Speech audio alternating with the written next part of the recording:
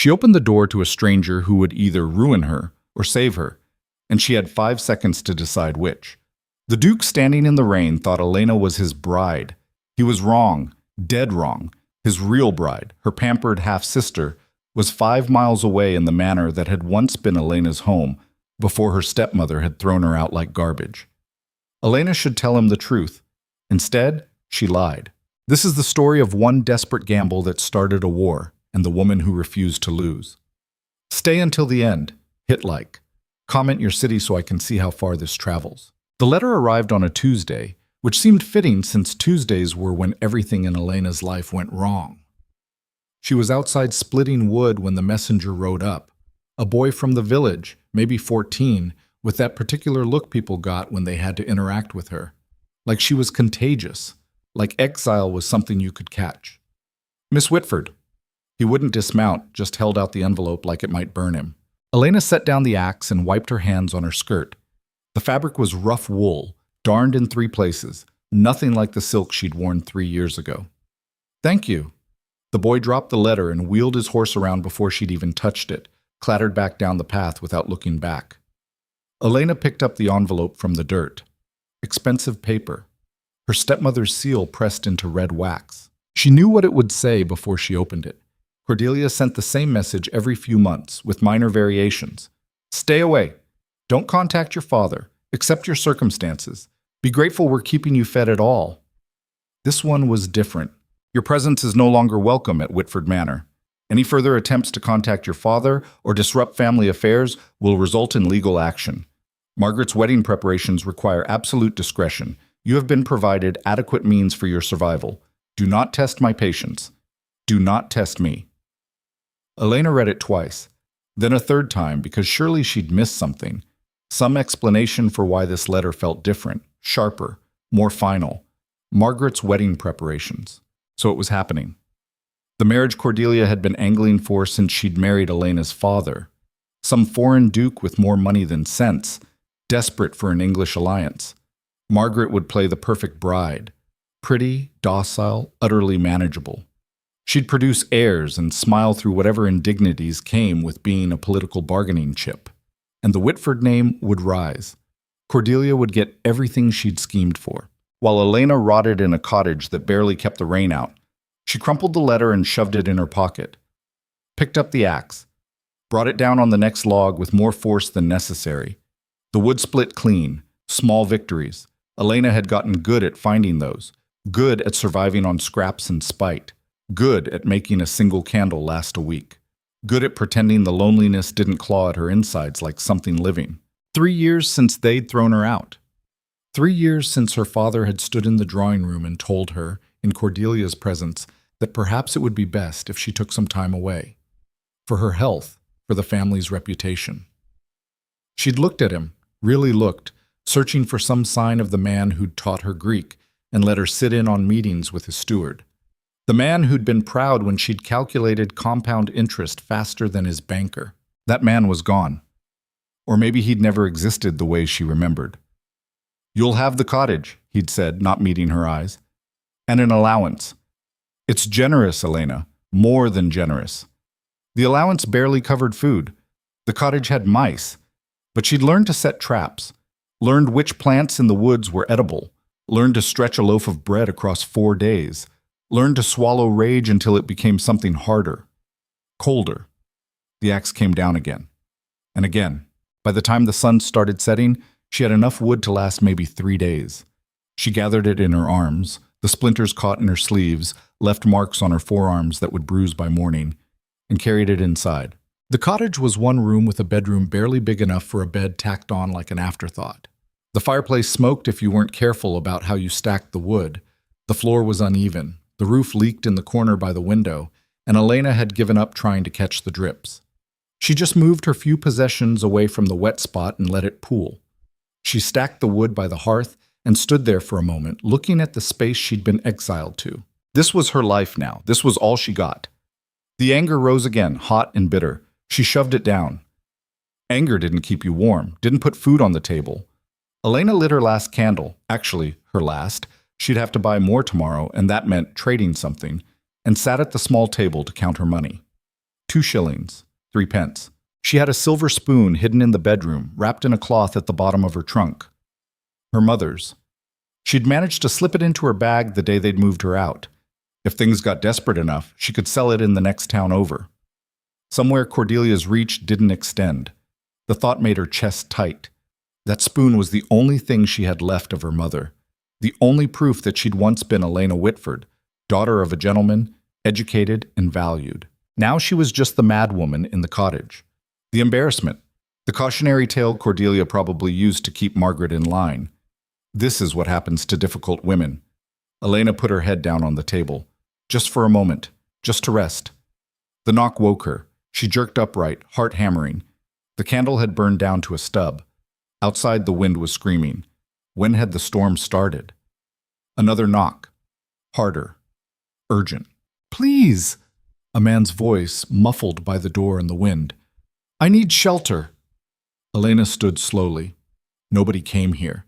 In 3 years, nobody had knocked on her door except the boy who delivered Cordelia's poison pen letters. "I can pay," the voice called again. "Please, I'll freeze out here." The accent was foreign. Eastern European, maybe.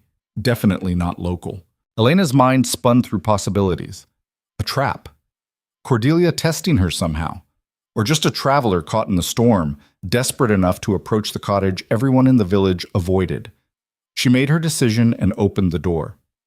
The man nearly fell across the threshold. He was huge, at least 6 feet, broad through the shoulders, soaking wet and covered in mud. Dark hair plastered to his skull. Sharp features that would have been handsome if he wasn't currently looking half drowned. "Thank you," he gasped. "I thought—" He stopped. Looked around the cottage, looked at her. His eyes changed. Confusion, then something else. Recognition? No, that wasn't possible. "Miss Whitford?" he said. Elena's stomach dropped. He thought she was Margaret. He thought she was the bride. She should correct him. Should laugh and explain that no, Margaret was at the manor, warm and dry and preparing for her wedding to some duke she'd never met. That Elena was nobody. Nothing. Just the family's dirty secret moldering in the woods. "Yes," she said instead. The lie came out smooth, easy, like she'd been practicing. The man's face shifted again. Surprise, maybe. Relief. "I apologize for the intrusion. I'm Adrian Volkov. My driver took a wrong turn in the storm. The carriage is stuck about a mile back." He glanced around again, clearly trying to reconcile this hovel with his expectations. "I was told you were staying at the manor." "I wanted quiet," Elena heard herself say. "To think. Before the wedding." It wasn't entirely a lie. She definitely had quiet. Nothing but quiet for 3 years straight. Adrian was still looking at her, really looking. His gaze caught on her rough hands, her darned dress, the way her hair was falling out of its pins because she'd been splitting wood all afternoon. She waited for him to call her out, to demand she take him to the real Miss Whitford. "May I dry off?" he asked instead. "I won't impose long, just until the storm passes." Elena stepped back, gestured to the fire. "There's not much, but you're welcome to it." He moved past her and she caught the scent of expensive soap and rain. He shrugged out of his coat, fine wool, completely ruined by mud, and stood by the fire in shirt sleeves. The shirt was soaked through, clung to his chest and arms in a way that made Elena look away quickly. "I'll get you a blanket," she said. In the bedroom, she grabbed her quilt, the only warm thing she owned, and tried to think through what she was doing. This was insane. He'd figure it out. He had to figure it out. But when she came back and handed him the blanket, he just nodded thanks and wrapped it around his shoulders. "This is unexpected," he said carefully. "What is?" "All of it." He gestured at the cottage. "The letters made it sound like you were, well, not living in a gamekeeper's cottage." "The letters were probably from my father," Elena said. "He tends to embellish." Adrian was watching her again with that sharp attention. "What did they tell you about me? That you're a duke, that you need an English alliance, that the marriage would be beneficial for both families." She was repeating things she'd overheard in the village. Gossip filtered through so many ears it was probably half wrong. "Beneficial," Adrian repeated. He laughed, but there was no humor in it. "That's one word for it. What word would you use? Necessary. Inconvenient. He paused. Probably a mistake. The honesty startled her. Margaret would have giggled and demurred, would have assured him it would be wonderful. Elena said, "Then why go through with it?" "Because I'm a duke who inherited too young from a brother who died badly, and my council decided I need softening." He said it flatly, like he was reading from a report. "A wife will make me more palatable, more human, less of a disaster." "Are you a disaster?" "Depends who you ask." He met her eyes. "What about you? Why agree to marry a stranger?" Because Margaret didn't have a choice. Because Cordelia had been planning this since the day she married into the Whitford family. Because this was how women like Margaret survived, by being beautiful and obedient and marrying whoever their parents chose. But Elena wasn't Margaret. "Maybe I wanted an escape," she said. It was the truest thing she'd said all night. Adrian tilted his head, studied her. "From what? Does it matter?" "It might." He moved closer. Not threatening, just interested. "The letters said you were educated, accomplished. They didn't mention you were angry." Elena's breath caught. "I'm not." "You are. I can see it." He gestured at her hands. "You work. Hard. Those aren't the hands of someone who spends her days doing needlepoint. And you look at these walls like they're a prison." She should deflect, change the subject. Instead, she said, "What gave it away?" "I'm good at reading people. It's kept me alive." Adrian set his blanket down on the chair, stepped closer still. "So let me ask again. Who are you really, Miss Whitford?" The question hung between them. Heavy, dangerous. Elena could keep lying, probably should keep lying, but she was so tired of it, tired of pretending, tired of being invisible. "I'm the wrong daughter," she said quietly. Adrian went still. "What?" "The marriage was arranged for Margaret, my half-sister, Cordelia's daughter." The words came faster now, like a dam breaking. "I'm the one they threw away. The embarrassment. Too smart, too difficult, too much of everything they didn't want. So they stuck me out here where I couldn't ruin Margaret's chances." She waited for him to rage, to demand she take him to the manor immediately. Instead, Adrian started laughing. Not cruelly. Just genuinely. Like she'd told him the best joke he'd heard in years. "You let me think you were her," he said, when he could breathe again. "You just went with it." "I didn't mean to. It just happened." "No, you chose." He was grinning now, actually grinning. "You saw an opportunity and you took it. That's not an accident, that's strategy." Elena felt heat creep up her neck. It was stupid. It was brilliant. Adrian moved to the window, looking out at the storm. Rain lashed the glass. "Tell me about her. The real bride. What's she like?" Elena could make Margaret sound awful, could sabotage the whole arrangement, but that felt cruel. Margaret had never done anything to her. Margaret was just another piece on Cordelia's board. "Beautiful," Elena said honestly. "Sweet. She'll agree with everything you say and never cause you a moment's trouble. She'll make you look good and give you perfect airs and probably never have an original thought in her life." "She sounds terrible." "She's not. She's just trained, like a show horse." Adrian turned back to her. "And you?" "I'm the one they couldn't train." "Good." He said it firmly, certainly. "I don't want a show horse. I want someone who'll tell me when I'm being an idiot." "You don't know anything about me. I know you're smart enough to run an estate, but ended up here. I know you read—" He glanced at the stack of books by her bed. "Philosophy, unless I miss my guess. I know you're angry and desperate and brave enough to lie to a duke without flinching. Those aren't virtues, aren't they?" Adrian crossed back to her, close enough that she had to look up to meet his eyes. "I'm tired of people who only tell me what I want to hear. You can't imagine how exhausting it is." Elena's heart was doing something complicated in her chest. "What are you saying?" "I'm saying I came here to meet my future wife." His voice dropped. "And maybe I just did." The words hit her like lightning. "You can't mean that. You barely know me. I'm not even—" "Not the one they chose. I know." Adrian smiled. "But what if I choose you instead? They have contracts, agreements. That say I'll marry a Whitford daughter. They don't specify which one." He was working it out as he spoke. "I'm the Duke. I hold the power. If I say I want you, what can they do? Refuse and lose the alliance? They need this more than I do. It was insane, completely insane, and Elena wanted it so badly she couldn't breathe. My stepmother will destroy me, she said. You don't know what she's capable of. Then we'll destroy her first. Adrian, tell me you don't want this. His eyes searched hers. Tell me you want to stay here in this cottage, invisible and forgotten, while your sister takes the life that should have been yours. Tell me that, and I'll walk out that door and never mention this again. Elena opened her mouth, tried to find the words, couldn't. That's what I thought, Adrian said softly. So, here's what's going to happen. Tomorrow, I'll go to the manor. I'll meet your family. I'll see this Margaret they've been polishing up for me. He touched her cheek just lightly. And then I'm going to tell them I choose you. It won't work. It will, because I'll make it work. His thumb traced her jawline. Are you brave enough, Elena? Can you fight for this? She'd been fighting her whole life, in silence, in secret, swallowing every word she wanted to scream. Maybe it was time to fight out loud.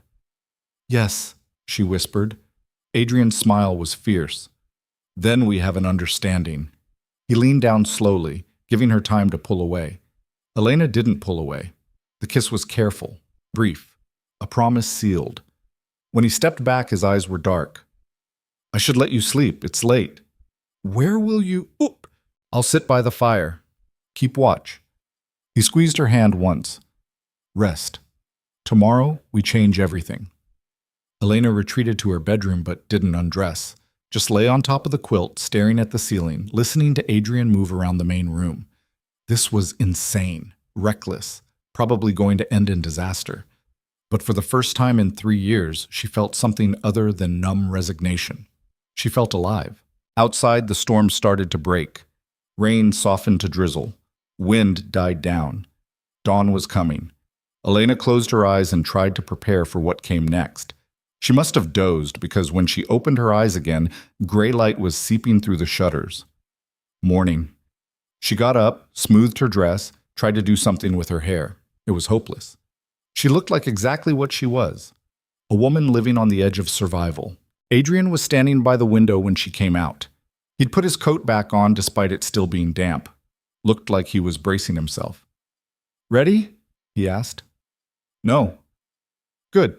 Me neither. He held out his hand. Let's go anyway. Elena took it. They walked out into the gray morning. The storm had left everything muddy and dripping. Adrian's carriage was exactly where he'd said, stuck axle deep in mud about a mile down the road. His driver and footman were trying to dig it out, both of them soaked and miserable. Your Grace! The driver looked like he wanted to bow and curse at the same time. We've been trying all night. Leave it, Adrian said. We'll walk to the manor. Walk? In this mud? Yes. Adrian's tone didn't invite argument. Miss Whitford will show me the way. The driver looked at Elena, really looked at her for the first time, and his face went carefully blank. He knew. He knew she wasn't the right daughter, but he didn't say anything, just nodded. As you wish, Your Grace. They walked in silence for a while. The road to the manor was more of a track, rutted and waterlogged. Elena had walked it 100 times in the past 3 years, always stopping just before the house came into view. Tell me about your father, Adrian said finally. What do you want to know? Does he know? About how Cordelia's treated you? Elena laughed bitterly. He knows. He just doesn't care anymore. Or maybe he never did. Hard to tell. I'm sorry. Don't be. I've made my peace with it. She hadn't, not even close. But it sounded better than admitting how much it still hurt. The manor came into view around the next bend. 3 stories of gray stone, beautiful in a stern way. Home. Or it had been. Elena stopped walking. I can't, she said. Adrian turned to look at her. Can't what? Go in there, face them. The panic was rising now, real and choking. They'll know. They'll see me with you, and they'll know exactly what I did, and Cordelia will... Breathe, Adrian said firmly. Took both her hands. Look at me. Breathe. Elena dragged in air. Let it out. I'm with you, Adrian said. Whatever happens in there, you're not facing it alone. Understand? She nodded, didn't trust her voice. Good. Now let's go claim what's yours. They walked up the drive together. The front door opened before they reached it. A footman, looking confused at the sight of the Duke arriving on foot and covered in mud. Your Grace, he stammered. We weren't expecting... Is Mr. Whitford available? Adrian asked coolly. Yes, in his study, but... Adrian walked past him without waiting for permission. Elena followed, heart in her throat. The house looked the same, smelled the same. Persian rugs she'd played on as a child, portraits of ancestors she'd memorized. It hurt more than she'd expected, being back. Adrian seemed to know where he was going, probably had the same layout as a dozen other country houses. He found the study without help, knocked once, and walked in. Elena's father looked up from his desk, irritation on his face that shifted to confusion when he saw who'd entered. Your Grace, I wasn't... He stopped, saw Elena, went white. Mr. Whitford, Adrian said pleasantly, I apologize for the early hour. I'm afraid there's been a slight change of plans regarding the marriage. A change? Her father stood slowly, looked at Elena like she was a ghost. What is she doing here? She's here because I asked her to be. Adrian's voice was steel wrapped in silk. You see, there was a small misunderstanding. When I arrived last night, I met your daughter Elena. We spent the evening getting to know each other, and I've decided I'd much rather marry her than her sister. The silence was absolute. That's not... Her father's face was turning red. That's not how this works. The agreements say I'll marry a Whitford daughter. They don't specify which one. Adrian pulled out the papers from his coat, somehow still dry. I've reviewed the contracts. There's nothing preventing this substitution.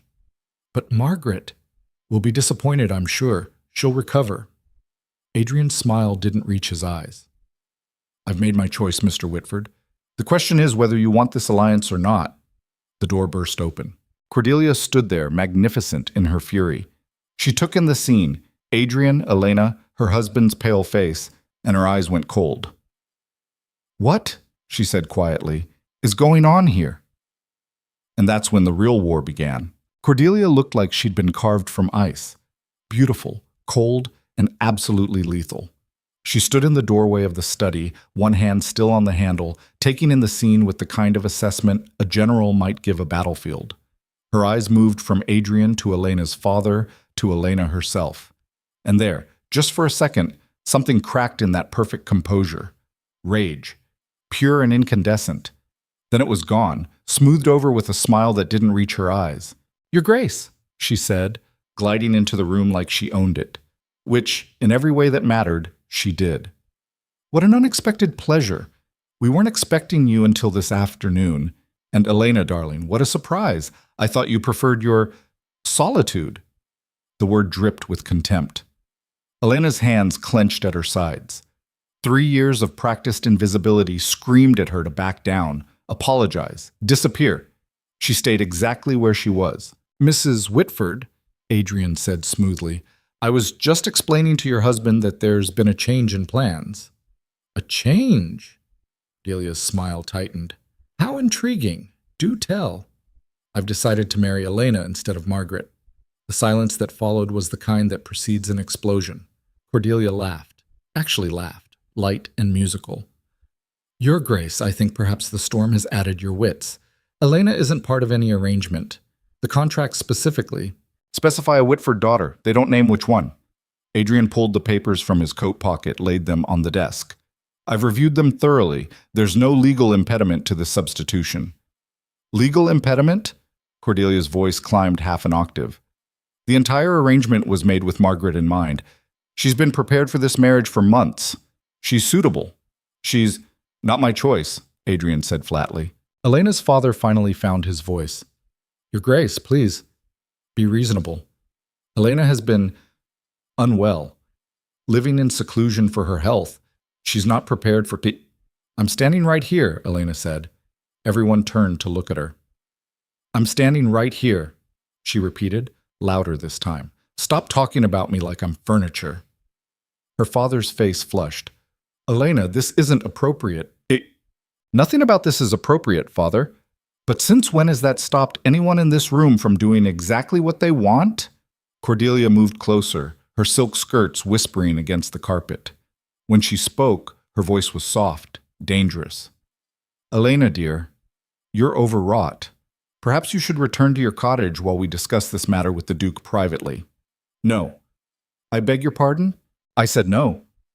Elena felt something uncurling in her chest, something that had been locked down for 3 years. I'm not leaving. I'm not going back to that cottage, and I'm not letting you erase me again. Erase you? Cordelia's laugh was sharp. Darling, we've been protecting you. You were unwell, remember? Prone to hysteria. You had to get rid of me because I threatened Margaret's prospects.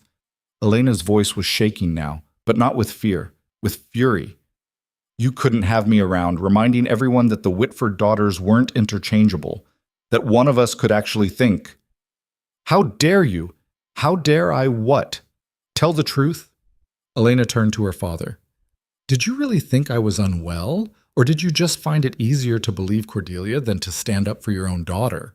Her father looked away. That was answer enough. This is absurd, Cordelia said, rounding on Adrian. Your Grace, I don't know what she's told you, but Elena is not stable. She's been making wild accusations for years.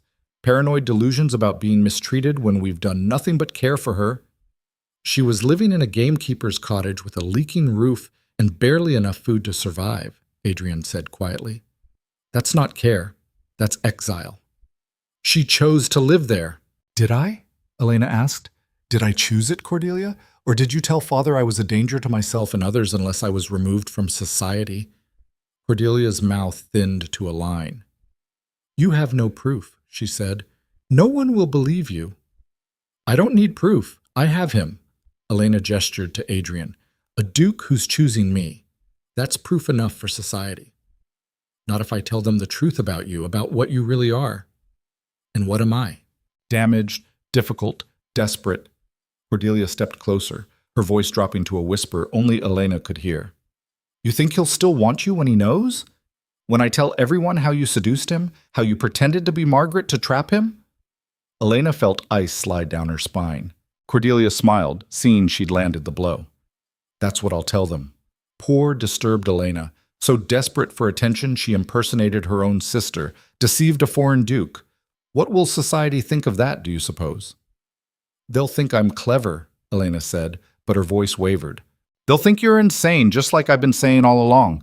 Cordelia turned to Adrian, her expression shifting to concern. Your Grace, I'm so sorry you've been caught up in this. Elena has always been troubled. Her mother's death affected her badly. We've tried to help her, but she refuses treatment. She lives in fantasies, delusions of persecution.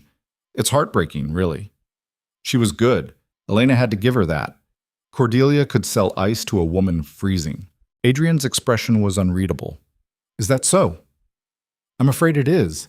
If she's told you that we've mistreated her, that's simply her illness speaking. We've done everything possible to— Where's Margaret? Adrian asked abruptly.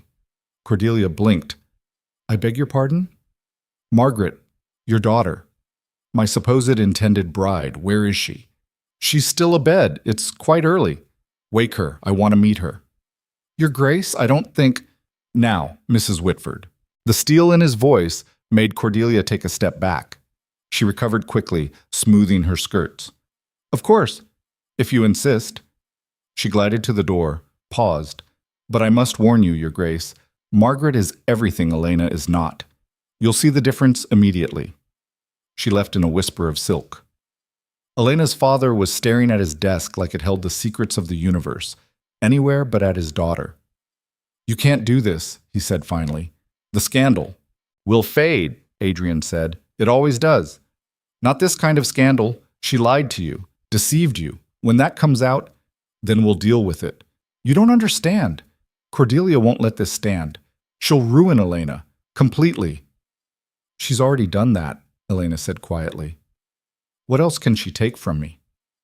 Her father finally looked at her, really looked. And for just a moment she saw something that might have been regret in his eyes. Everything, he said. She can take everything you have left. Footsteps in the hall. Multiple sets. Cordelia swept back in, Margaret trailing behind her like a nervous shadow. Elena hadn't seen her half-sister in 3 years. Margaret had grown. She was 19 now, no longer the girl Elena remembered. Beautiful in that soft, unthreatening way that society prized. Pale gold hair, blue eyes, porcelain skin. She looked like she'd been painted by someone who'd never met a real woman. She looked terrified. "Your Grace," Cordelia said, guiding Margaret forward like a prize mare. "May I present my daughter, Margaret Ashford, your true intended?" Adrian bowed slightly. "Miss Ashford," Margaret curtsied, her movements perfect and practiced. "Your Grace, I'm honored." Her voice was barely a whisper. "Margaret," Adrian said gently, "did you know about this marriage arrangement?" She glanced at her mother. "Yes, Your Grace." "And how did you feel about it?" Another glance at Cordelia. "I was honored to be chosen." "That's not what I asked." Adrian moved closer. "How did you feel?" "Honestly." Margaret's hands twisted in her skirts. I don't understand the question, Your Grace." "Were you happy about marrying me? Excited? Afraid? What did you feel when you were told?" Silence. Margaret looked like a rabbit caught in a trap. "She was delighted," Cordelia interjected, "as any young woman would be. Really, Your Grace, these questions—" "I'm afraid," Margaret whispered. Everyone froze. "What?" Cordelia's voice was sharp. "I'm afraid." Margaret was looking at the floor, her face flushed. "I've been afraid since you told me. I don't want to leave England. I don't want to marry a stranger. I don't want—" She stopped, trembling. "Margaret." Cordelia's voice could have cut glass. "Go to your room. Now." "But Mother—" "Now." Margaret fled. Cordelia turned to Adrian, her composure cracking around the edges. "I apologize, Your Grace. She's overwrought. The preparations have been taxing. She means exactly what she said," Adrian interrupted. "Your daughter is terrified, and you are going to force her into this marriage anyway." "Force is a strong word. What would you call it?" Cordelia's eyes flashed. "I call it duty, responsibility, things that Elena has never understood. Margaret knows her place. She knows what's expected of. She's 19 years old, and she's shaking like a leaf because her own mother won't listen to her. How I raise my daughter is not your concern. It is when you're trying to sell her to me like livestock." The words hung in the air, ugly and true. Elena's father stood abruptly. "Your Grace, please. You're upset. This has been a difficult morning for everyone. Perhaps if we all took some time to reflect—" "I don't need time," Adrian said. "I've made my decision. I'm marrying Elena." "You can't!" Cordelia's voice was ice. "I won't allow it." "You don't have that power." "Don't I?" She smiled. "You're right that the contracts don't specify which daughter, but they do require Mr. Whitford's consent, and he won't give it. Will you, dear?" She looked at Elena's father. The threat in her eyes was unmistakable. He hesitated, looked at Elena. "I'm sorry," he said quietly, "but I can't consent to this marriage. She's not well. It wouldn't be right. The betrayal shouldn't have hurt." Elena had known, for 3 years, exactly where her father's loyalties lay. It hurt anyway. "There," Cordelia said, triumphant. "You see? No consent. No marriage. I'm afraid you'll have to settle for Margaret after all, Your Grace. Unless you'd prefer to walk away entirely." She was calling his bluff, banking on the fact that Adrian needed this alliance more than he needed Elena. Adrian looked at Elena, just looked at her, his expression unreadable. This was it. The moment he'd realized this was too complicated, too messy, not worth the trouble. "I'll pay him," Adrian said. Everyone stared. "What?" Elena's father said weakly. "I'll pay you. For Elena. Name your price." "You can't," Cordelia started. "I can. I'm a duke. I have more money than your entire family will see in 10 generations. So name your price, Mr. Whitford. How much will it cost for your consent?" Elena's father looked like he'd been slapped. "I'm not selling my daughter. Aren't you? You sold her when you let your wife throw her into exile. You sold her when you chose your own comfort over her well-being. At least this way you'll get something for it. How dare you?" £50,000, Adrian said. The number echoed through the room. "That's obscene," Cordelia breathed. "That's my offer. £50,000, paid immediately, in exchange for your consent to my marriage to Elena. You can use it to find Margaret a husband who actually wants her, one she might not be terrified of. Elena's father had gone white. £50,000 was a fortune, more than the estate made in 5 years. Think about it, Adrian pressed. Your debt's cleared. Margaret provided for. All you have to do is sign a piece of paper. And what about Elena? Cordelia asked. What happens to her when you grow tired of this novelty? When you realize she's difficult and strange, and then that's my problem, not yours. Adrian's voice was ice. You've made it very clear you don't want her. So why do you care what happens to her now? Because Cordelia couldn't stand to lose. Elena could see it in her stepmother's face, the realization that she was being outmaneuvered and there was nothing she could do about it. The scandal, Cordelia tried again. When it comes out that she deceived you, who's going to tell them? You? Adrian smiled. Go ahead. Tell society that the Whitford family tried to pawn off the wrong daughter on a foreign duke. See how that reflects on Margaret's marriage prospects.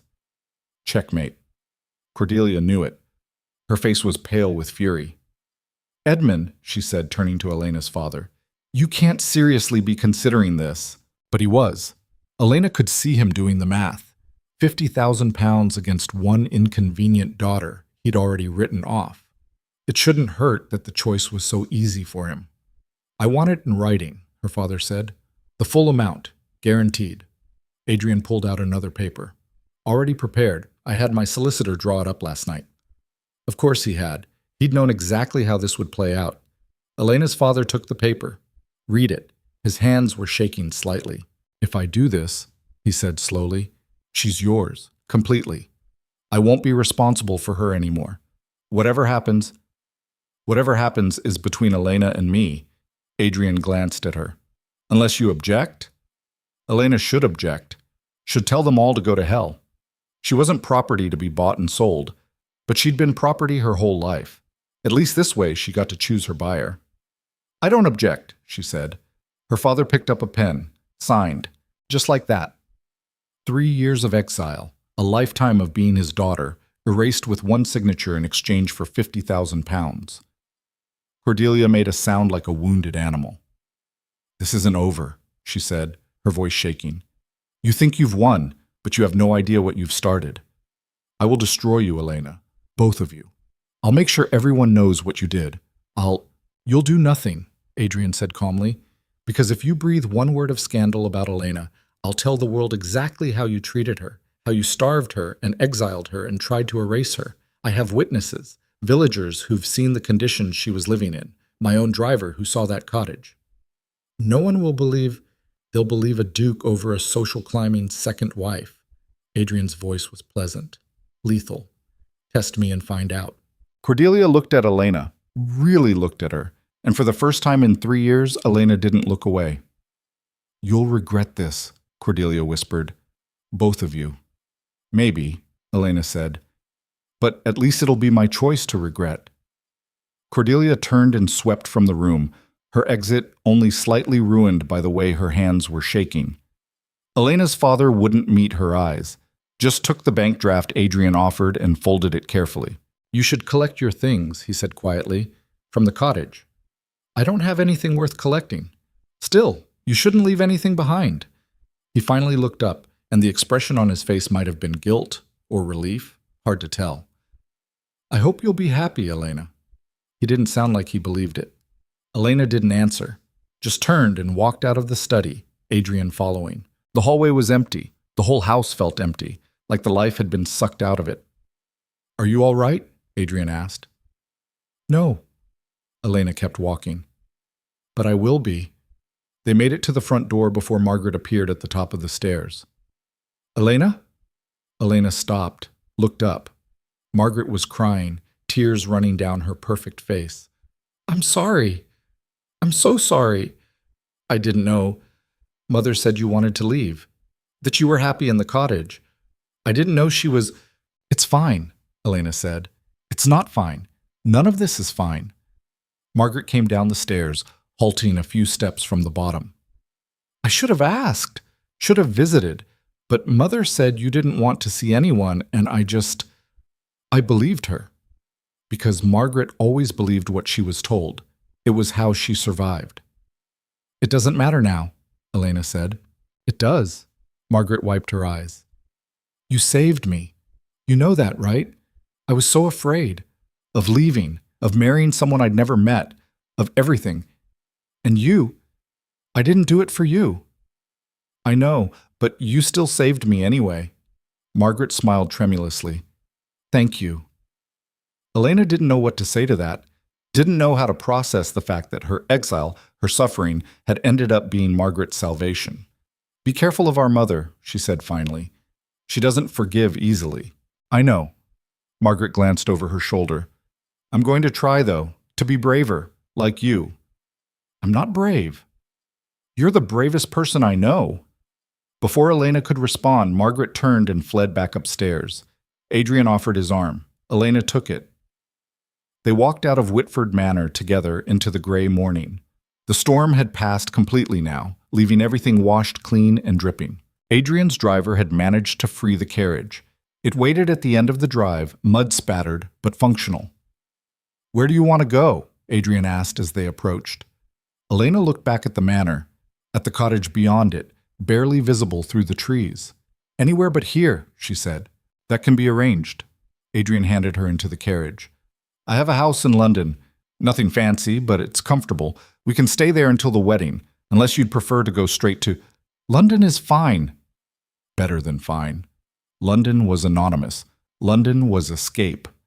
The carriage lurched into motion. Elena watched through the window as the manor disappeared behind them, watched the cottage vanish into the trees, watched the whole of her old life fade into the distance. What are you thinking? Adrian asked. Elena turned to look at him. This man she barely knew, this stranger she was going to marry. I'm thinking about what Cordelia said, about the scandal. It'll blow over. Will it? Elena wrapped her arms around herself. She'll tell everyone I deceived you, pretended to be Margaret. They'll think I'm mad or manipulative or both. Let them think what they want. Easy for you to say. You're a duke. You can survive scandal. I'm just what? Nobody? I'm nobody. Adrian reached across the carriage, took her hand. You're the woman who had the courage to lie to my face and the intelligence to make me believe it. You're the woman who survived 3 years of exile without breaking. You're the woman I'm choosing to marry. He squeezed her hand. That's not nobody, Elena. You don't know what you're getting into. Neither do you. He smiled. We'll figure it out together. The carriage hit a rut, jolting them. Elena's head knocked against the window. Sorry, the driver called. Roads are still rough from the storm. It's fine, Adrian called back. Then quieter to Elena. Are you really all right? I know that was difficult. Seeing your father choose money over, I knew he would. Elena cut him off. I've known for 3 years exactly what I was worth to him. At least now I have a number for it. £50,000 is generous, considering. Considering what? Considering I would have paid 10 times that. Elena stared at him. You're joking. I'm not. Adrian was completely serious. I meant what I said in there. I'm choosing you, not out of pity or obligation or because you're convenient, because you're the most interesting person I've met in years, and I want to see what happens when someone finally gives you the freedom to be yourself. That's a terrible reason to get married. Is it? Better than marrying for duty, or money, or because someone else decided it was time. He leaned back against the seat. I'm a duke who inherited wrong. You're a daughter who was born wrong. Maybe we can be wrong together. Elena felt something in her chest crack open. That's the most romantic thing anyone's ever said to me. That's depressing. That's my life. Adrian laughed. Actually laughed. Warm and genuine. Well, we'll have to work on that. The carriage rolled on through the countryside, past villages Elena had never seen, past lives she'd never lived. What happens now? She asked. Now? We go to London, announce the engagement. Let society react however they're going to react. Adrian counted off on his fingers. There'll be gossip, probably some scandal. Your stepmother will try to sabotage us. We'll plan a wedding. I'll introduce you to my council, who will definitely have opinions. And somewhere in all of that, we'll actually get to know each other. Sounds complicated. Probably. He grinned. But at least it won't be boring. No. It definitely wouldn't be boring. Elena looked out the window again. The landscape was changing now, the wild moors giving way to more cultivated land, signs of civilization. Adrian? Hmm? What if I'm not enough? What if you get to London and realize you made a mistake? Then we'll deal with it. He said it so simply, like it was obvious, but I don't think that's going to happen. How can you be sure? I can't. That's what makes it interesting.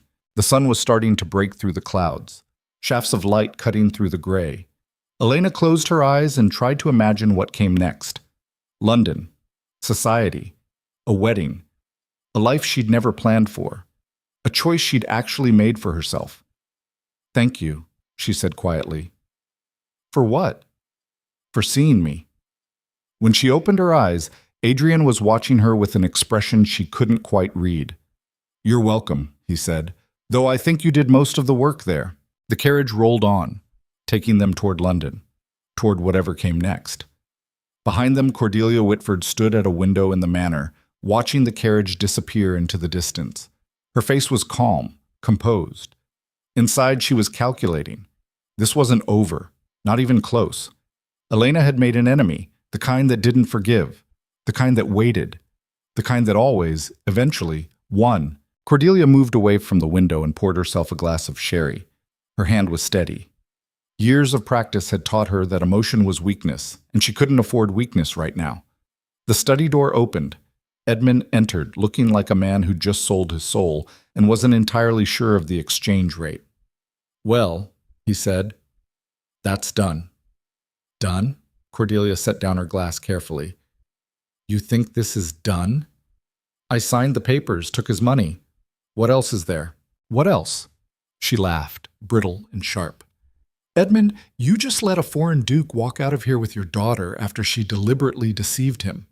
Do you really think he'll let that stand once the truth sinks in? The truth is she's exactly what he asked for, a Whitford daughter. The truth is she's a liar and a manipulator who saw an opportunity and took it. Cordelia moved closer. And when society finds out, they'll crucify her.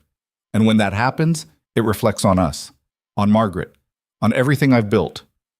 What do you want me to do about it? The contracts are signed. Then we unsign them. She was already planning. We go to London. We tell the right people the right stories. We make Elena look unstable, dangerous. We make him look like a fool. Edmund's face went pale. Cordelia, he's a duke, a powerful one. If we cross him, if we don't, we lose everything. She gripped his arm. Don't you see? Elena isn't just an embarrassment anymore. She's a threat. As a duchess, she'll have power, resources. She could destroy us. Why would she do that? Cordelia stared at him. Sometimes she forgot how little her husband actually understood about anything. Because we destroyed her first, she said slowly, like explaining to a child. Because she's been waiting 3 years for revenge, and now she has the means to take it. Edmund pulled away. You're being paranoid. I'm being realistic. Cordelia smoothed her skirts. But fine. If you won't help me, I'll handle this myself. She swept from the room before he could respond. Upstairs, Margaret was sitting at her window, watching the empty drive. She looked up when Cordelia entered without knocking. Mother, we need to talk. Cordelia closed the door. About your sister. Elena isn't my sister. Not really. We barely know each other. Exactly. Which is why you need to be very careful about what you say when people start asking questions. Margaret turned from the window. What questions? About the wedding. About why the Duke chose Elena over you. Cordelia sat on the bed. People will assume you're heartbroken, humiliated. Let them. But I'm not. I told you I didn't want. What you want is irrelevant. What matters is perception. Cordelia's voice hardened. When people ask, you tell them you're devastated, that you loved him, that Elena stole him from you through deceit. That's not true. Truth is what people believe, Margaret. And if we control the story, we control the damage. Margaret's face was pale. You want me to lie about Elena. I want you to protect this family, to protect yourself. Cordelia softened her voice. Darling, think about it. If Elena succeeds, if she becomes a duchess, and we've done nothing, what happens to you? Who will want to marry the girl who was passed over? The sister who wasn't good enough? I don't care about that. You will when you're 30 and unmarried with no prospects. Cordelia stood, moved to the window. This is how the world works. Women like us, we only have our reputations. Elena threw hers away the moment she lied to that duke. But you can still be salvaged, if we're smart. Margaret's hands twisted in her lap. What do you want me to do? Nothing yet, just be ready. Cordelia smiled. And remember, family loyalty only extends as far as it's useful. Elena stopped being family the day she left this house. She left Margaret sitting there, pale and trembling. Cordelia descended to her own rooms and sat at her writing desk. She had letters to write. Carefully worded letters to carefully chosen friends in London. Ladies who thrived on gossip and scandal. The story would be simple. Poor Margaret, heartbroken. Elena, unstable and desperate, deceiving a foreign duke through impersonation. The duke, a victim of a clever madwoman. By the time Elena and Adrian reached London, the ground would already be poisoned. Cordelia picked up her pen and began to write. The journey to London took 2 days. Adrian had suggested they stop at an inn overnight rather than push through, and Elena had been grateful. She was exhausted in a way that went beyond physical tiredness. The inn was small but clean. Adrian had secured separate rooms without her having to ask, which she appreciated. She wasn't ready to navigate that particular complication yet. She lay awake most of the night, staring at the ceiling, trying to process what had happened. 24 hours ago, she'd been in her cottage, alone and forgotten. Now she was engaged to a duke and heading to London. It felt like a dream, the kind you wake up from and feel disappointed it wasn't real. But when morning came and Adrian knocked on her door, he was still there, still real, still looking at her like she mattered. "Ready?" he asked. Elena wasn't sure she'd ever be ready, but she nodded anyway. They reached London by late afternoon. The city rose before them, massive and overwhelming. Elena had never been. Her father had taken her to smaller towns for estate business, but London had always been off limits. Too expensive, too dangerous, too much. Now it was going to be her home. Adrian's London house was in Mayfair, which apparently meant something significant based on the way people looked at the carriage as they passed. The house itself was elegant, not as large as some of the neighboring mansions, but beautiful in an understated way. A butler opened the door before they'd even stopped. Older man, impeccably dressed, with the kind of face that gave nothing away. "Your Grace, welcome back." Henshaw. Adrian helped Elena down from the carriage. "This is Miss Elena Whitford. She'll be staying with us. Please prepare the blue suite." Henshaw's expression didn't change. "Of course, Your Grace. Should I send for Lady Ashford to act as chaperone?" "No need. We'll be married within the week." That got a reaction. Henshaw's eyebrows rose a fraction of an inch. "I see. Congratulations, Your Grace." "Thank you." Adrian guided Elena inside. "We'll need a lady's maid for Miss Whitford, someone discreet." "I'll see to it immediately." The house was beautiful. Understated elegance everywhere. Polished wood, soft carpets, artwork that looked original and expensive. Nothing like the cottage. Nothing like the manor, either, which had always felt more like a museum than a home. This felt lived in, comfortable. "What do you think?" Adrian asked as Henshaw disappeared to organize staff. "It's lovely." Elena touched the wall, half expecting it to disappear. "Are you sure about this? The timeline, I mean. A week is long enough for Cordelia to cause trouble. Short enough that we'll be legally bound before she can stop us." Adrian shrugged off his coat. "Unless you want to wait?" "No." The word came out too fast. "No, a week isn't much time to plan a wedding. We don't need much. A license, a vicar, some witnesses. Everything else is just decoration." He made it sound simple. Elena suspected it wouldn't be. A young woman appeared, maybe 20, with kind eyes and a practical manner. "Miss Whitford, I'm Sarah.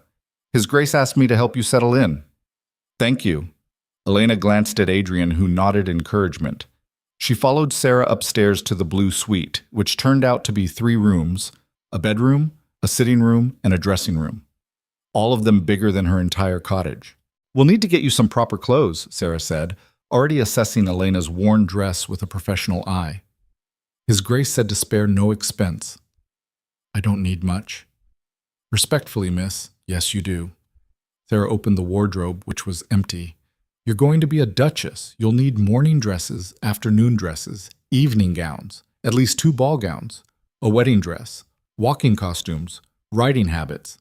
I don't ride. Gloves, shoes, undergarments, jewelry, accessories. Sarah pulled out a measuring tape. We'll start with basics today and build from there.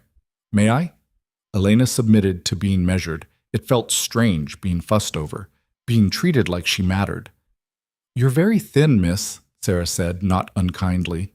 We'll need to account for that in the fitting. I've been ill. The lie came automatically, easier than explaining. Sarah's expression softened. We'll take good care of you here, miss. His Grace is a good man, fair, kind to the staff. You'll be happy here. Elena wanted to believe that, wasn't sure she knew how. By evening, Elena had 3 new dresses, simple but well-made, purchased ready-made from a modiste who apparently kept stock for emergencies. A seamstress would come tomorrow to begin work on more elaborate pieces. Sarah had also procured undergarments, nightgowns, slippers, and a dressing gown that was softer than anything Elena had touched in 3 years. She bathed in a copper tub filled with hot water that someone else had heated and carried up, washed her hair with soap that actually smelled pleasant. Let Sarah help her into one of the new nightgowns. When she finally looked in the mirror, she barely recognized herself. You look like a lady again, Sarah said approvingly. Tomorrow, we'll do something with your hair. Elena touched the ends. They were ragged, uneven. She'd been cutting it herself with kitchen scissors. Can you fix it? I can try, miss, though you might want to consider a proper hairdresser. A knock at the door. Sarah answered it, returning with a message. His Grace requests your presence at dinner, miss, in half an hour. Elena's stomach nodded. She'd barely eaten all day, hadn't felt hungry, too anxious, but refusing would be rude. Tell him I'll be there. Sarah helped her into one of the new dresses, deep blue, simple cut, no excessive ornamentation. It fit reasonably well off the rack. You look lovely, miss, Sarah said. Elena wasn't sure about lovely, but at least she looked presentable. She found her way downstairs following Sarah's directions. The dining room was smaller than she'd expected, clearly meant for family rather than entertaining. Adrian was already there, changed into evening clothes. He stood when she entered. You look beautiful. Elena felt heat creep up her neck. It's just a dress. It's not just anything. He pulled out a chair for her. How are you settling in? Fine. Sarah's been very helpful. Elena sat, grateful when Adrian took the chair across from her rather than at the head of the table. More intimate this way, less formal. A footman appeared with the first course, soup, rich and savory. Elena's stomach growled despite her nerves. Eat, Adrian said gently. You're too thin. Sarah said the same thing. Sarah's right. He watched her take a spoonful. When's the last time you had a proper meal? Elena had to think about it. I don't remember. Then we'll make up for lost time. The food was incredible, course after course. Soup, fish, roasted chicken, vegetables Elena couldn't name, bread that was actually fresh. She tried to pace herself, eat like a lady. But she was so hungry and it had been so long. Adrian didn't comment, just kept the conversation light, telling her about London, about his house, about his plans for the week. I need to meet with my counsel tomorrow, he said over dessert. Tell them about the marriage. They won't be pleased. Because of me? Because they weren't consulted. They chose Margaret based on a profile. Now I'm bringing home someone completely different. He smiled. They'll adjust. They have to.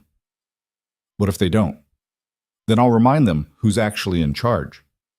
Adrian's voice was mild, but there was steel underneath. I'm the Duke. They advise. I decide.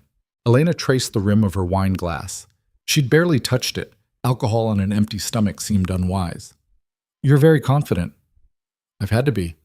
When I inherited, half my council wanted me to fail. Thought I was too young, too unproven.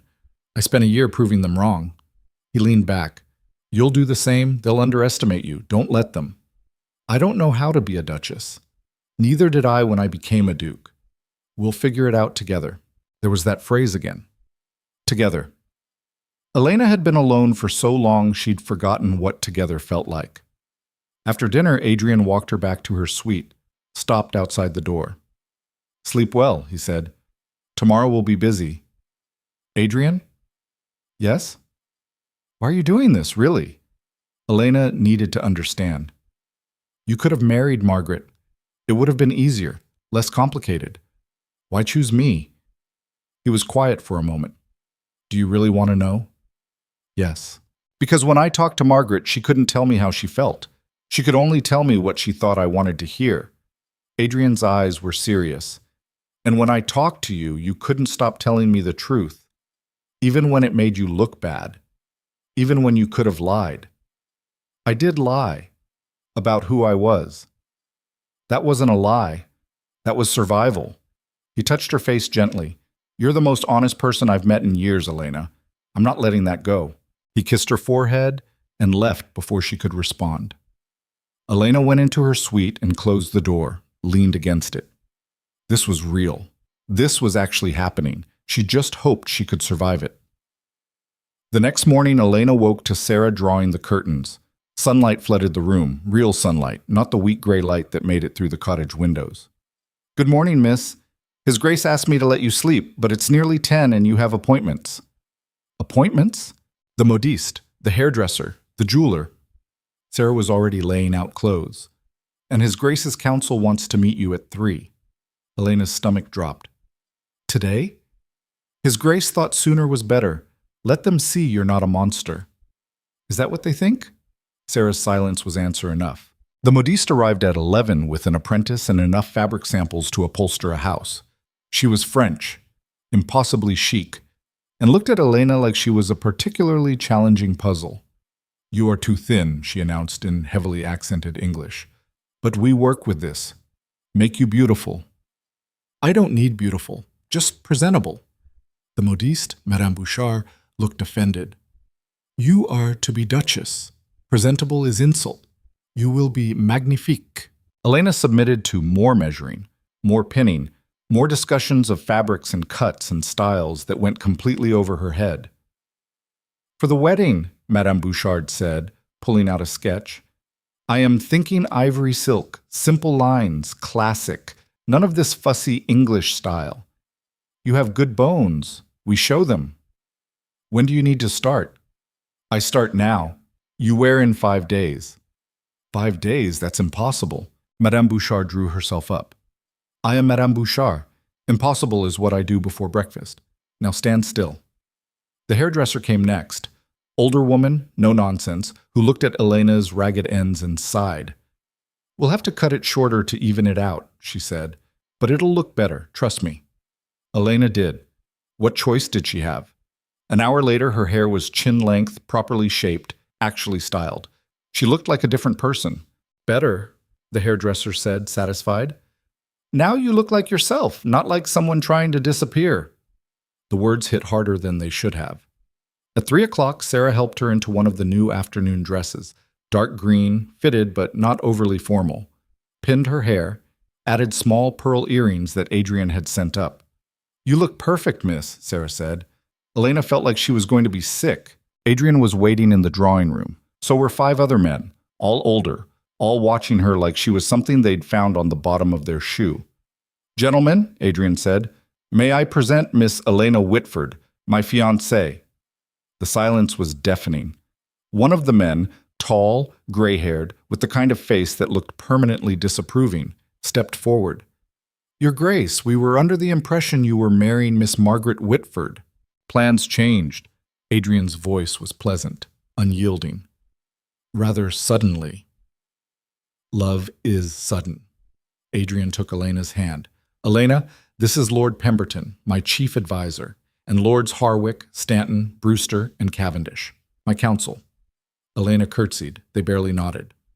Miss Whitford, Pemberton said, forgive my bluntness, but we've heard some concerning rumors about the circumstances of this engagement. What rumors? Adrian asked, though his tone suggested he knew exactly. That Miss Elena is not the daughter originally intended for this match. That there was some confusion, some irregularity. There was no confusion. I chose Elena. After meeting her by chance in highly unusual circumstances, another council member said. Harwick, Elena thought. While you were supposed to be meeting Miss Margaret. The contracts specify a Whitford daughter. I'm marrying a Whitford daughter. What's the problem? The problem, Pemberton said heavily, is that this looks suspicious. Impulsive, not the behavior of a man entering into a political alliance, but of one who's been manipulated. Elena felt her face heat. I haven't manipulated anyone. Haven't you? Pemberton turned to her. You met his grace under false pretenses. Let him believe you were your sister. That's the definition of manipulation. I never said I was Margaret. Did you correct his assumption? Elena's hands clenched. No. Then you deceived him. I did. She lifted her chin. And given the same circumstances, I'd do it again. That shocked them. Adrian's hand squeezed hers, warning or support, she wasn't sure.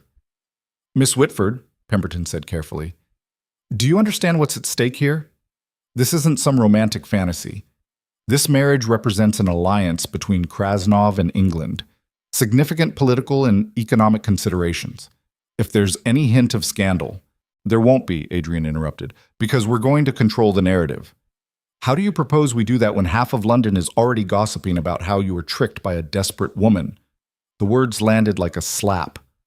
Who's spreading that story? Adrian's voice had gone cold. Does it matter? It's out there. People are talking. Elena felt something crumble inside her. Of course. Cordelia had already started. Then we counter it, Adrian said. Simple story. I met both daughters. Chose Elena because she's better suited to the role. No deception. No scandal. And when people ask why she was living in exile, her health, she needed quiet. It's not uncommon. Your Grace. Pemberton looked pained. Please, think about this. We can still arrange a match with Miss Margaret, salvage the situation. But if you marry Elena under these circumstances, with these rumors already spreading, it will haunt you, haunt the duchy. Is that really what you want? Adrian looked at Elena, really looked at her. This was it, the moment he could back out, admit this was too complicated, too messy. Yes, he said simply, that's what I want. Pemberton's face went hard. Then you're a fool. Possibly, but I'm a fool who's getting married in 5 days. Adrian's voice was ice. And unless any of you want to find new positions, I suggest you start planning how to make this work instead of trying to talk me out of it. The council members exchanged glances. Elena could see them calculating, deciding whether their positions were worth fighting him. We'll do our best, Your Grace, Pemberton said finally, but we can't control what people say. No, but you can control what you say and what you do.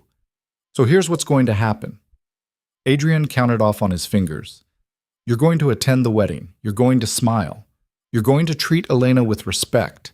And you're going to make it very clear to anyone who asks that this marriage has your full support. And if we don't, then you're welcome to tender your resignations. Another long silence. We'll be there, Your Grace, Pemberton said stiffly. Excellent. You're dismissed. They filed out, every one of them avoiding Elena's eyes. When the door closed, Elena sank into a chair. That went well. It went exactly as expected. Adrian poured 2 glasses of brandy, handed her one. They'll come around. They always do. Will they? Or will they just smile to your face and sabotage me behind your back? Let them try. Adrian drained his glass. I didn't become Duke by being nice, Elena. I know how to handle men like Pemberton. But do you know how to handle an entire city that thinks I'm a liar and a schemer? Adrian was quiet for a moment. No, he admitted, but we'll figure it out. That night, Elena couldn't sleep. She kept thinking about Pemberton's words, about Cordelia's revenge already spreading through London like poison. She got up, wrapped herself in her dressing gown, and went downstairs. The house was dark and quiet. She found the library, every aristocrat's house had one, and lit a candle. The room was beautiful. Floor-to-ceiling books, leather chairs, a fireplace already laid with wood. Elena lit the fire and curled up in one of the chairs. She must have dozed off, because she woke to Adrian shaking her shoulder gently. You'll freeze down here, he said. I couldn't sleep. Neither could I. He sat in the chair across from her. Want to talk about it? About what? About whatever's eating at you. Elena pulled her knees up to her chest. What if they're right, Pemberton and the others? What if I'm ruining you? You're not. You don't know that. The scandal is already starting. What happens when it gets worse? Then we weather it. Adrian leaned forward. Elena, I've survived assassination attempts. Political coups, actual warfare. I can handle some gossip. This isn't just gossip. This is my life, my reputation, everything I am being picked apart by people I've never met. I know. His voice was gentle. And I'm sorry. I should have anticipated Cordelia moving this fast. How could you? I barely believe she'd do it, and I've known her for years. Adrian stood, moved to the window. We could postpone, give things time to settle. And give her more time to destroy me? No. Elena stood too. We do this, we do it fast, and we make sure she can't touch us. That's my girl. He said it so naturally, like it was true. Elena wanted desperately to believe it. The next 3 days were a blur. Fittings, meetings, preparations. Adrian introduced her to people, friends, business associates, a few members of parliament. Most were polite. Some were openly skeptical. The rumors were everywhere. Elena had deceived the Duke. Elena was mentally unstable. Elena was a fortune hunter. Elena was desperate. Some of them were true. That made them harder to fight. On the 4th day, an invitation arrived. Heavy card stock, elegant script. Lady Thornbury requests the pleasure of your company at a reception in honor of Duke Adrian Volkov and Miss Elena Whitford. Who's Lady Thornbury? Elena asked. Adrian's face was grim. London's biggest gossip. She's hosting this so everyone can get a look at you, judge you. Can we refuse? We could, but then they'll say we're hiding, that we know the rumors are true. So we go and face them.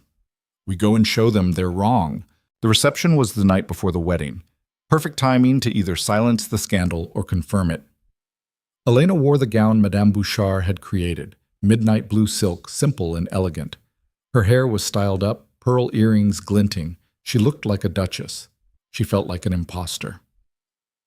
Breathe, Adrian said as their carriage pulled up to Lady Thornbury's mansion. Remember, you belong here. Don't let them make you feel otherwise. Elena nodded, took his arm, let him lead her inside. The room went silent when they entered. Every eye turned to them, to her. Elena could feel the weight of their judgment, their curiosity, their contempt. Lady Thornbury swept forward, older woman, expensively dressed, with eyes that missed nothing. Your Grace, Miss Whitford, how delightful! Her smile was all teeth. We've all been so eager to meet the woman who captured the Duke's heart. Thank you for having us, Elena said. Her voice barely shook. Of course. Come, you must meet everyone. It was an ambush. Lady Thornbury led them through the room, introducing Elena to person after person, each one with the same look in their eyes, assessing, finding her wanting. Miss Whitford, one woman said. Lady Carrington, Elena thought. I understand you've been living in the country. How rustic. It was quiet, Elena said. I imagine it was. How fortunate that His Grace found you there. The implication was clear. Found her, like she'd been hiding. I prefer to think I found him, Elena said. He was quite lost in the storm. A few people laughed. Lady Carrington's smile tightened. They moved on. More introductions. More subtle jabs disguised as pleasantries. Elena was starting to understand how this worked. Society was a battlefield, and words were weapons. She was about to excuse herself when a new voice cut through the crowd. Miss Whitford, how unexpected. Elena turned, froze. Cordelia stood there, elegant in dark purple silk, smiling like they were old friends. Mrs. Whitford, Elena managed. Stepmother, Cordelia corrected sweetly. We're family, after all. No need for formality. The room was listening now, really listening. I wanted to congratulate you, Cordelia continued, on your engagement. It's all so sudden, so romantic, a storm, a chance meeting, like something from a novel. Thank you, Elena said carefully, though I must admit I'm surprised you didn't mention it when you left the cottage. But then it all happened so quickly, didn't it? No time for proper courtship, proper introductions.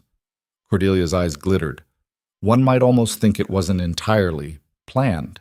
There it was. The poison, delivered with a smile. What are you implying? Adrian's voice was cold. Nothing at all, Your Grace. Simply noting how unusual the circumstances are.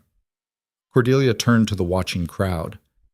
Of course, Elena has always been impulsive, creative in her approach to problems.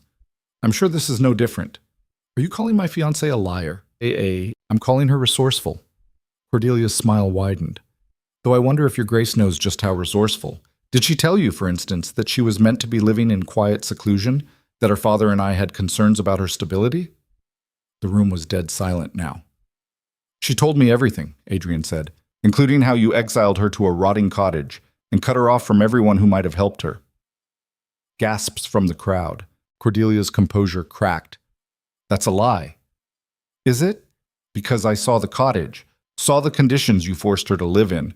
If that's how you treat family, Mrs. Whitford, I'd hate to see how you treat enemies. You don't understand the situation. I understand perfectly. You saw Elena as a threat to your daughter's marriage prospects, so you removed her. And now that she's found her own success, you're trying to destroy it. Adrian's voice was ice. It won't work. Won't it? Cordelia looked at Elena. Tell them the truth, Elena. Tell them how you deceived His Grace, how you pretended to be Margaret, how you lied. Every eye turned to Elena. This was it. The moment Cordelia had been waiting for. Elena could deny it, could try to spin it, or she could own it. You're right, Elena said clearly. I did lie. The Duke came to my door thinking I was Margaret, and I didn't correct him. More gasps. But not for the reasons you think. I didn't do it to trap him. I did it because for 3 years I'd been invisible, erased. And for one night, I wanted to be seen. She looked at Adrian, and he saw me. Not the version of me you wanted everyone to believe in, but the real me. And he chose that. How convenient, Cordelia said. Not convenient. Lucky. Elena turned back to the crowd. I'm not perfect. I'm not sweet or docile or easy. I ask questions. I have opinions. I refuse to disappear just because it makes other people uncomfortable. And yes, when I saw a chance for something better, I took it. I'd apologize for that, but I'm not sorry. The room was silent. Then someone started clapping. Elena looked over. An older woman, expensively dressed, was applauding slowly. Others joined in. Not everyone. Cordelia's allies stayed silent. But enough. Well said, my dear, the woman said.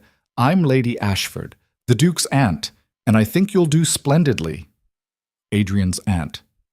Elena hadn't known he had family in London. Lady Ashford moved forward, took Elena's arm. Come, let me introduce you to people worth knowing. The rest can gossip among themselves. She led Elena away from Cordelia, who stood frozen, her perfect plan shattered. For the first time since entering the room, Elena felt like she could breathe. But as she glanced back, she saw Cordelia's face. The war wasn't over. It had just begun. Lady Ashford was nothing like Elena had expected. She was in her 60s, sharp-eyed and sharp-tongued, with the kind of presence that made everyone in the room stand a little straighter. So you're the one causing all this fuss, she said, studying Elena like a specimen under glass. Good. Adrian needs someone who will shake things up. He's been far too serious since he inherited. I didn't mean to cause trouble. Of course you did. That's the point. Lady Ashford smiled. Never apologize for taking what you deserve, my dear. The world certainly won't apologize for trying to take it away.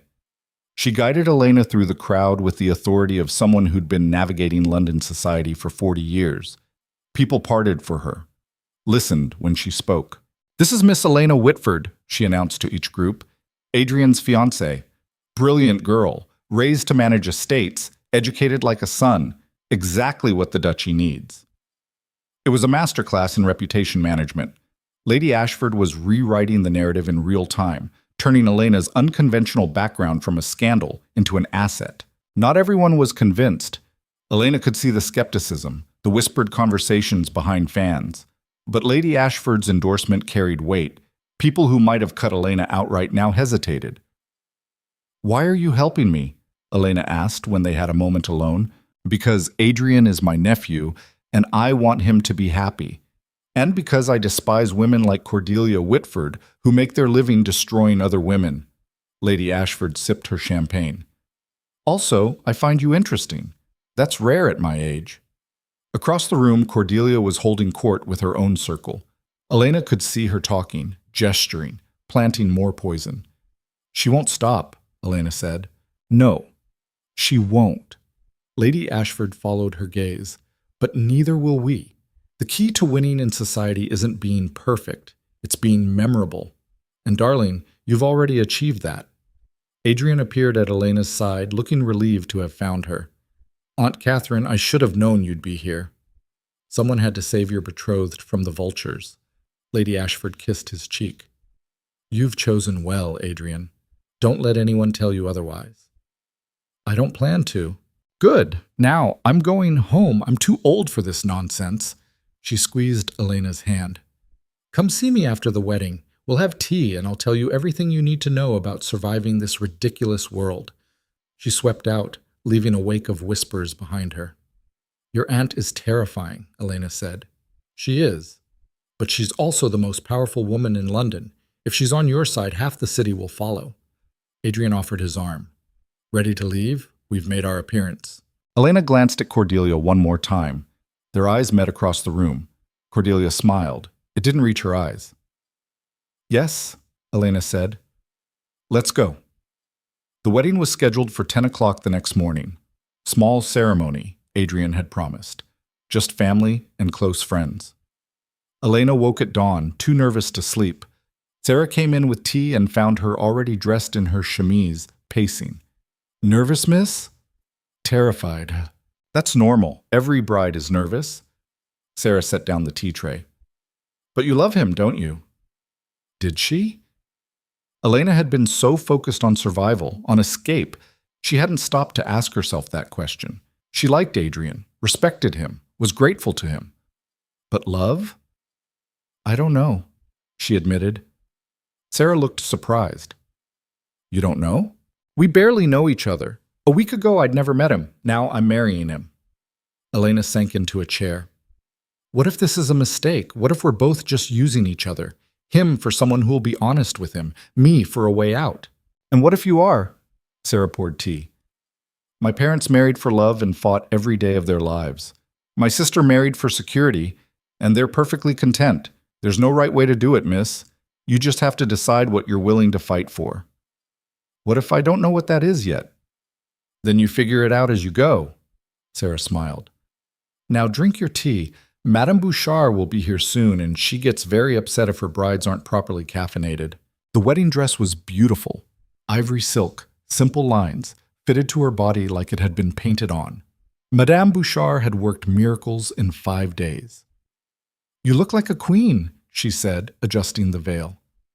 Magnificent. Elena looked in the mirror. The woman staring back was a stranger, elegant, composed, exactly the kind of person who might marry a duke. I don't feel magnificent, Elena said. Fake it. Everyone else does. Madame Bouchard pinned the veil securely. There, perfect. Now go marry your duke and try not to let society destroy you. That's encouraging. I'm French. We don't believe in encouraging. We believe in surviving. She kissed both Elena's cheeks. Bonne chance, mon chou. The ceremony was at St. George's, small, elegant, beautiful in the morning light streaming through stained glass. Adrian was already there, waiting at the altar in formal dress that made him look even more imposing than usual. Elena walked down the aisle alone. She had no father to give her away, no family to witness this moment, just her and her choices. Adrian's face when he saw her made something flutter in her chest. Not quite love. Not yet. But maybe the beginning of it. The vicar began. Traditional words, traditional vows. Elena repeated them, her voice steady even though her hands were shaking. I, Elena, Margaret Whitford, take thee, Adrian Dmitri Volkov. This was really happening. No going back now. Adrian's voice was firm when he spoke his vows, like he meant every word. With this ring, I thee wed. The ring slid onto her finger, gold, simple, beautiful, real. I now pronounce you husband and wife. Adrian kissed her, brief, chaste, appropriate for a church. When he pulled back, he whispered, We did it. We did, Elena whispered back. They signed the register with witnesses. Lady Ashford, Henshaw, 2 of Adrian's friends from his military days. No one from Elena's family. Cordelia hadn't even tried to attend. Margaret had sent a note that morning. Short, apologetic. I'm sorry I can't be there. Mother won't allow it, but I'm happy for you. Be brave. M. Elena had tucked it in her bodice, a small reminder that not everyone had abandoned her. The wedding breakfast was at Adrian's house. Intimate, just the witnesses and a few trusted friends. Good food, better wine, conversation that flowed easily. To the Duke and Duchess, Lady Ashford toasted. May they be scandalous and happy. Everyone laughed, even Elena, Duchess. She was a duchess now. The title felt like a costume she wasn't sure she'd earned. After the guests left, Elena and Adrian stood in the drawing room, suddenly alone. Married. The weight of it settling over both of them. How do you feel? Adrian asked. Strange. You? Same. He loosened his cravat. I know we haven't discussed tonight. The marriage bed. I don't expect... I know. Elena's face heated.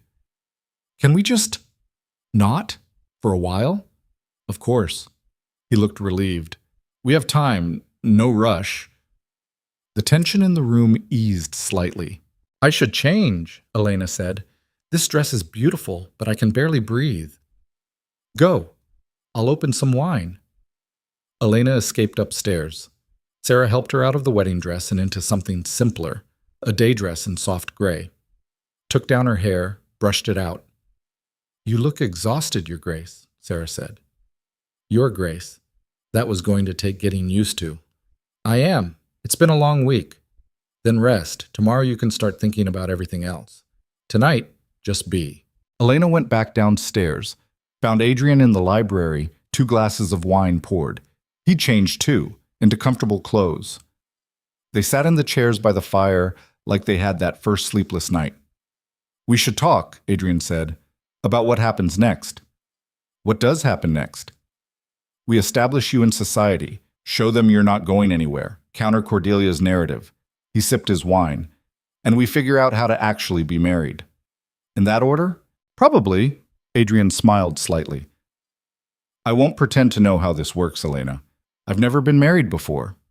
Neither have I. Then we'll muddle through together. He set down his glass. But there's something you should know. About Cordelia. Elena's stomach tightened. What? I had someone look into her finances. Her first husband left her very little. She married your father for his money. But she's been spending far more than your father's income allows. She's in debt, serious debt. How serious? Enough that if it became public knowledge, she'd be ruined, socially and financially. Elena sat up straighter. You're saying we have leverage. I'm saying we have options. We could expose her, watch her fall. It would certainly stop her from attacking you. But it would also destroy your father and Margaret. Adrian looked at her steadily. Is that what you want? Elena thought about her father, his weakness, his betrayal, the way he'd sold her for 50,000 pounds. She thought about Margaret, sweet, frightened Margaret, who'd never done anything wrong except be born to Cordelia. No, she said finally, I don't want to destroy them, but I want her to stop. Then we use the information strategically. Let her know we have it. Make it clear that if she continues her campaign, we'll release it. Blackmail. Insurance. Adrian leaned forward. Elena, I meant what I said. I won't let her destroy you, but I also won't force you into a course of action you're not comfortable with. This is your choice. Elena stood, moved to the window. Outside, London was settling into evening. Lamps being lit, people going about their lives, unaware that in this house, a woman was deciding whether to become the kind of person who fought dirty. Do it, she said. Let her know we have the information. But don't release it unless she forces our hand. Are you sure? No.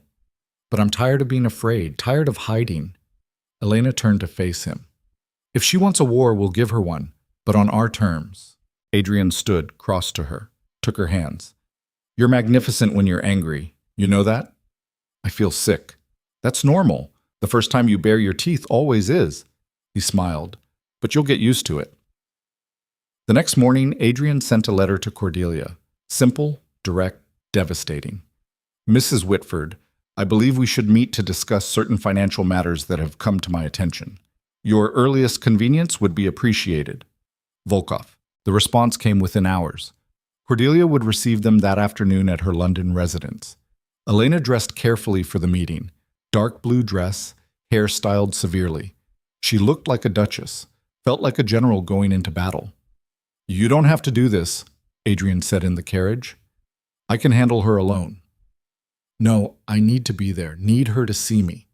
"All right, but let me lead. If things get heated, follow my lead." Cordelia's London house was smaller than Adrian's, but still impressive. They were shown into a drawing room decorated in shades of cream and gold. Cordelia was waiting, perfectly composed. A tea service laid out like this was a social call.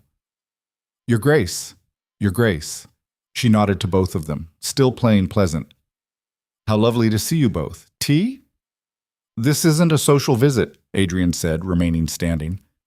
Elena stood beside him. "No?" Cordelia's smile tightened. "Then what is it?" "A negotiation."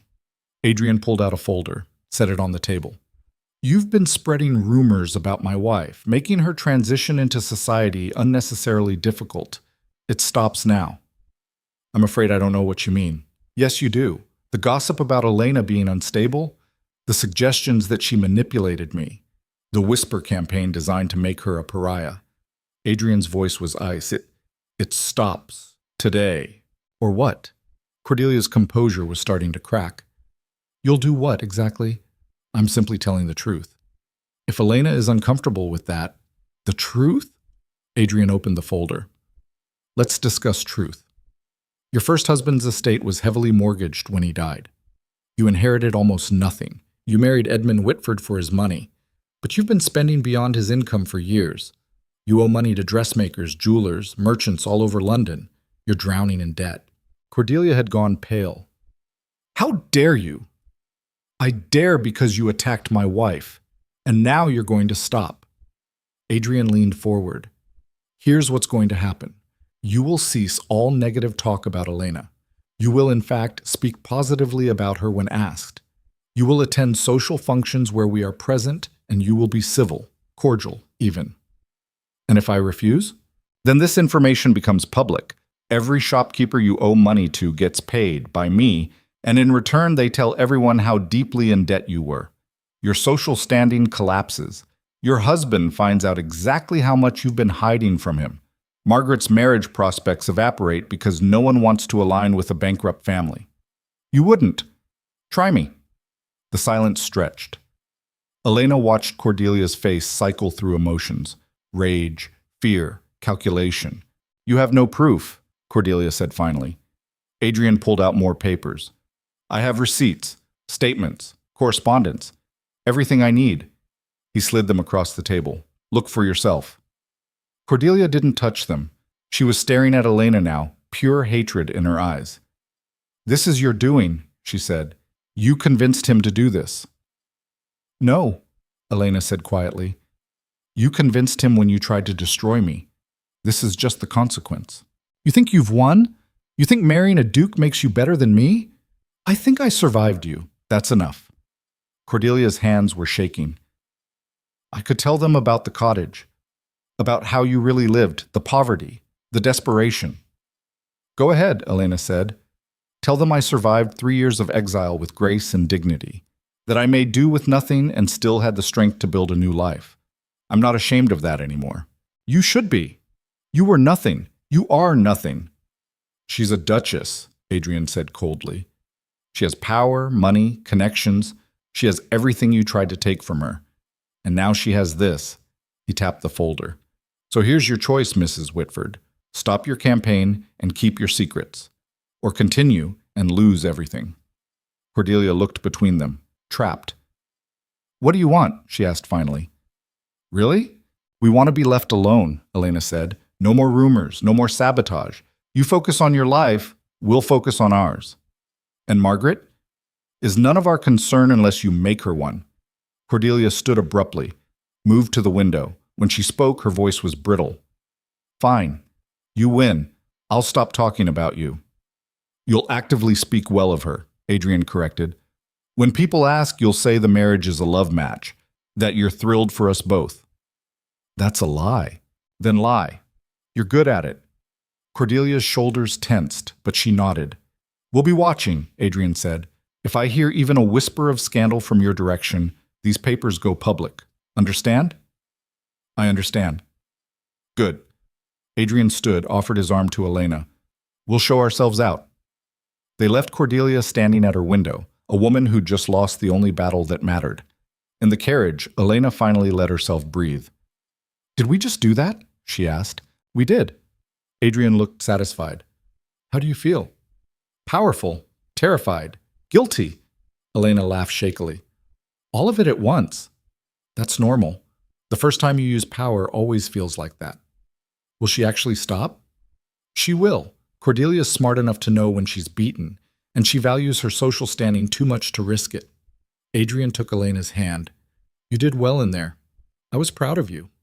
The words warmed something in Elena's chest. I couldn't have done it without you. Yes, you could have, but you didn't have to. That's the difference. Over the next few weeks, something shifted in London's society.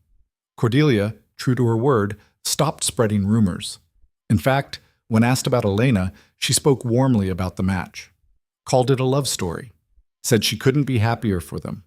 It was all lies, but it worked. Lady Ashford continued her campaign of social rehabilitation, hosting a dinner where Elena was introduced to the women who actually mattered in London society. They were skeptical at first, but Elena had learned a valuable lesson. Honesty, deployed strategically, was more powerful than any lie. When Lady Pemberton asked about her unconventional upbringing, Elena didn't deflect. My father raised me like a son because he had no sons. I learned estate management, basic engineering, political theory.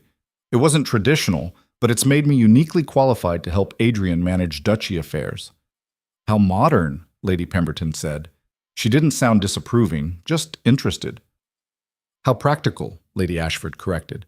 Why should men have a monopoly on useful knowledge? The conversation shifted. Other women began sharing stories of their own education, their own frustrations with society's limitations. Elena realized something. She wasn't the only woman who felt trapped by expectations. She was just one of the few who'd been desperate enough to break free. Adrian's counsel began to warm to her too, slowly. When she sat in on a meeting about duchy finances and pointed out an inefficiency in their tax collection system, Pemberton actually looked impressed. Where did you learn about tax structures? He asked. My father's steward. I used to help him with the books. Elena showed him her calculations. If you restructure the collection dates to align with harvest schedules, you'll reduce defaults by at least 20%. Pemberton studied the numbers. This is actually quite good. Don't sound so surprised. I'm not an idiot. He almost smiled. No, clearly not. After the meeting, Adrian pulled her aside. You're winning them over. Am I? Pemberton still looks at me like I'm a problem to be solved. That's just his face, but he respects you now. That's more than he gave you a month ago. A month? Elena shook her head. Has it really only been a month? Since you opened your door to a stranger in a storm? Yes. Adrian touched her cheek. Best decision you ever made.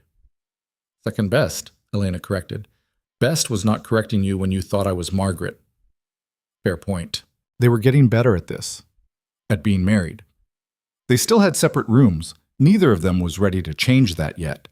But they spent evenings together, talking about duchy business, London gossip, their days. Sometimes Adrian would read while Elena worked on correspondence. Sometimes they'd sit in comfortable silence.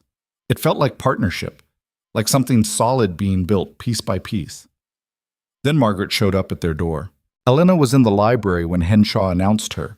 She stood quickly, surprised. Margaret, what are you doing here? Her half-sister looked terrible, pale, red-eyed, like she hadn't slept in days. I'm sorry to come unannounced. I didn't know where else to go. What happened? Mother found out I've been writing to you. Margaret's voice shook. She was furious, said I was betraying the family, that if I couldn't be loyal to her, I couldn't stay in her house. She threw you out? Not exactly. She gave me a choice. Margaret sank into a chair. Stop speaking to you entirely, or leave. So I left. Elena's chest tightened. Margaret, I know it's asking a lot. I know we're not close. But I have nowhere else to go, and I thought maybe... Margaret looked up with desperate eyes. Could I stay here? Just for a little while? Until I figure out what to do? Elena should have hesitated, should have worried about what this would mean, how it would look. Instead, she said, "Of course you can stay, as long as you need." Margaret started crying, real messy tears. "Thank you, thank you." Adrian appeared in the doorway, took in the scene. Elena explained quickly.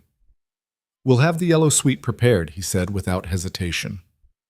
"Your family, Miss Ashford. You're welcome here." "It's just Margaret, please."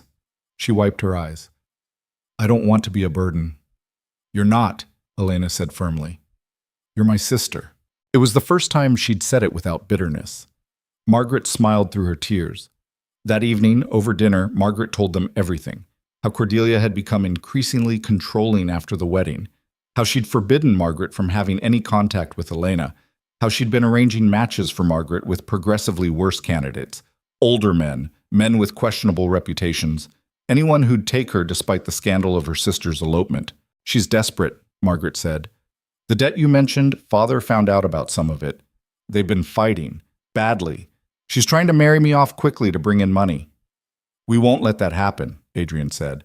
"Why would you help me, after everything Mother did?" "Because you're not your mother," Elena said, "and because you chose to walk away when it mattered." Margaret looked at her with something like worship. "You're so brave. I wish I could be like you. You are like me. You just didn't know it yet." Elena reached across the table, squeezed her hand. "We'll figure this out together." Having Margaret in the house changed things. The London house felt more alive with 3 people instead of 2. Margaret was quiet, still nervous, but she started to relax as the days passed. She also proved useful. She knew things about Cordelia that Elena didn't, financial details, social connections, plans that had been discussed in her presence because Cordelia assumed she wasn't listening. "She's planning something," Margaret said one evening. "I don't know what, but before I left she was meeting with people, lawyers, I think, and she was writing letters constantly." "To whom?" Adrian asked. "I don't know, but she was agitated, angry." Margaret looked worried. "I think she's planning to fight back somehow." Adrian and Elena exchanged glances. "Let her try," Elena said. "We're ready."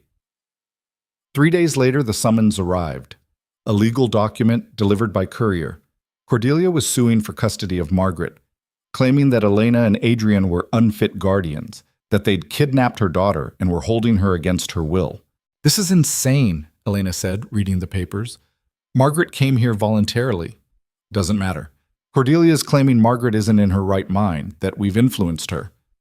Adrian looked grim.